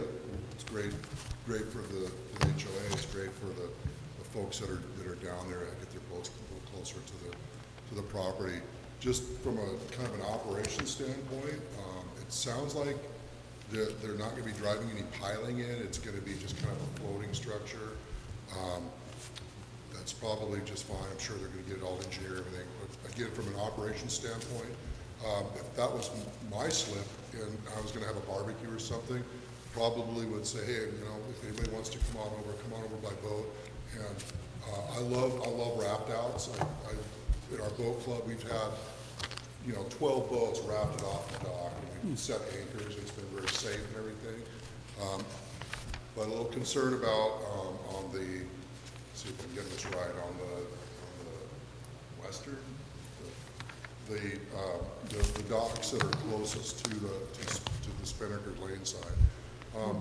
Probably enough room in there, but if folks start to raft out a little bit, so maybe some language about how many boats could be rafted out. We could go in and easily do some simulation. We can get maybe a 24-foot boat coming in. Often we get that northwest wind that just whips into the slips, and that can get a little difficult. I'm going to advocate that I'd love for us to find some money at some point to enlarge the slips. If you go down, I'd love for you to come and take a walk with me at some point. A lot of the sterns are sticking out a few feet, and this is very true in really all of the marinas on Puget Sound. Most of those marinas were configured in the 70s and early 80s, some in the 60s. Most of us had smaller boats back then, and probably the average size out there, as I see coming in and out, is probably about 24 feet, which I think our slips are about 20 feet. If we could enlarge those slips, we could accommodate people a little better. I think it'd be easier, especially when the wind's blowing, to come in and out of those slips safer, a little more room. Some of those boats are really tight in there. So those are a couple of thoughts if we could extend. If we did that, I would advocate probably going to a different fee structure rather than saying this slip is X amount per year, and probably charge by the foot, because that's really how most marinas do charge, is by the foot. Our boat club, when we had dry storage, it was by the width of the stall, and that's just kind of how we did it. We had some 45-foot boats in the dry, and we actually launched them with aircraft tugs, and it works, but it's kind of interesting to watch. It can be done. So those are just a couple thoughts that I have, is our vision would be that we want to do something different with those slips and make them a little bigger, maybe make them a little wider. We want to think about that when we put those, we would get into a 10-year lease. And again, I think it's a great idea. Probably wouldn't mind that if I lived down there on that street to have my boat, just stepping off. Could I ask, because that's... Can't hear you. Sorry, could I ask that you make sure that you get those comments in, first regarding the configuration of whatever the current owners do, that you get those comments in to Mitch, because that's going to have to be part of the negotiation if they should come back. It really depends on what they're going to find out. Now, if we have more control over inside the marina than I'm aware of outside the marina, then maybe that's not going to be as big a deal for them, but we will need that data. I don't want it to drop through the cracks. Then second of all, with regard to future building, that is something that I want you to put in writing so that the long-range policy or planning committee can have that in mind when we're thinking about what to do when the time comes.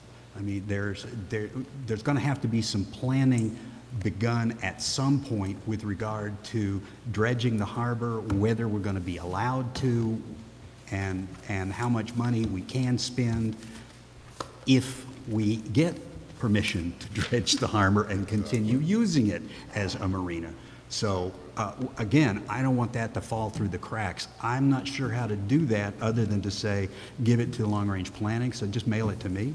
Absolutely. Okay. And be happy to make sure that Mitch gets all that. Again, I want to make sure that it's on the record that I think it's a great win-win for the HOA with some caveats, and I'm sure that if my boat was out there on this new addition, I'd want to make sure I didn't get hit by someone trying to come in either. So Yeah. Just some, and they've been there. I'm sure those guys have all been there a while. They're aware of how strong that wind can blow. So, yeah, I'd be happy to do that. Awesome. And I've got kind of a wish list of my vision of what that marina would be like. So, Well, that also should go to the long-range planning. absolutely. Excellent. And it's a wish list, so, Uh, yeah. Cool. Yeah, thanks for everybody for being here on a really rather warm evening. I'm sweating now more than I was when I was working out at the gym before I came. Okay. Are there any other property owner comments? Are there any board comments? I do have a question for staff. Is there any restriction to the size of the boat that, boats we can put at the marina? There is, it's limited by the size of the dock. I don't actually have. But he said they hang over the end, so how far can they hang over the end?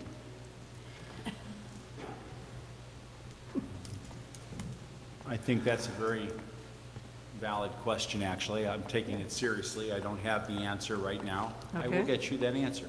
Okay, Good. Perfect. thank you. Thank you. Brent had his hand. Yeah, Brent. I was just wondering, so Linda had mentioned earlier, you guys don't have your views yet? I do. I don't know. Yes. Yeah, we have. I have not looked at my mailbox No. today. Yeah. I've had mine for 2 days. Okay, cool. Oh, yeah, no, Yeah, no, I saw one down at admin, but I have not got it in the mail. Yeah. All right. but it's online. Motion to. Oh, no, wait, I have, Oh, Linda. I'm sorry, it's important, or I wouldn't be asking it. I waited till the end of the meeting because there weren't really any committee reports or anything. So I'm looking at, next week is the middle of August. We have not seen any budget information. That is right. And when's the board going to look? I'm just concerned of starting to put together the packet for mailing. I know I have the 2 bylaw things, that's a piece of cake. There's an agenda we need to put together. I don't know what kind of extra language. Carol had said there will be extra language she has to put in regarding the budget, that sort of thing. And I just don't want to get down to August 30th and, you know, the board's going to have 1 day to look at all this because finance hasn't looked at anything yet either. So Linda, I'm just we curious all what's going feel, to go we on. all feel that urgency. It's one of my greatest frustrations right now, that we just haven't been able to get those numbers put together. And I know that staff and Carol and Eric in particular are working feverishly to get that done. What can I say? Yeah, because they're It's frightening. I'm Yeah, very it worried is about kind it of- myself. No, it is kind of frightening. That's what's The really information scary. has to be accurate, and that, we cannot rush it, and I know what you're saying. And I think this is probably one of the toughest years we've had for this very reason. I'm dogging every minute of it, trying to find out when we can get things done and helping wherever I can. Question to you, just a question to you quickly. No, I'll ask you offline. I There we don't. go. Make a motion to adjourn. Motion to adjourn? Second. Okay, we're adjourned. at 9:28.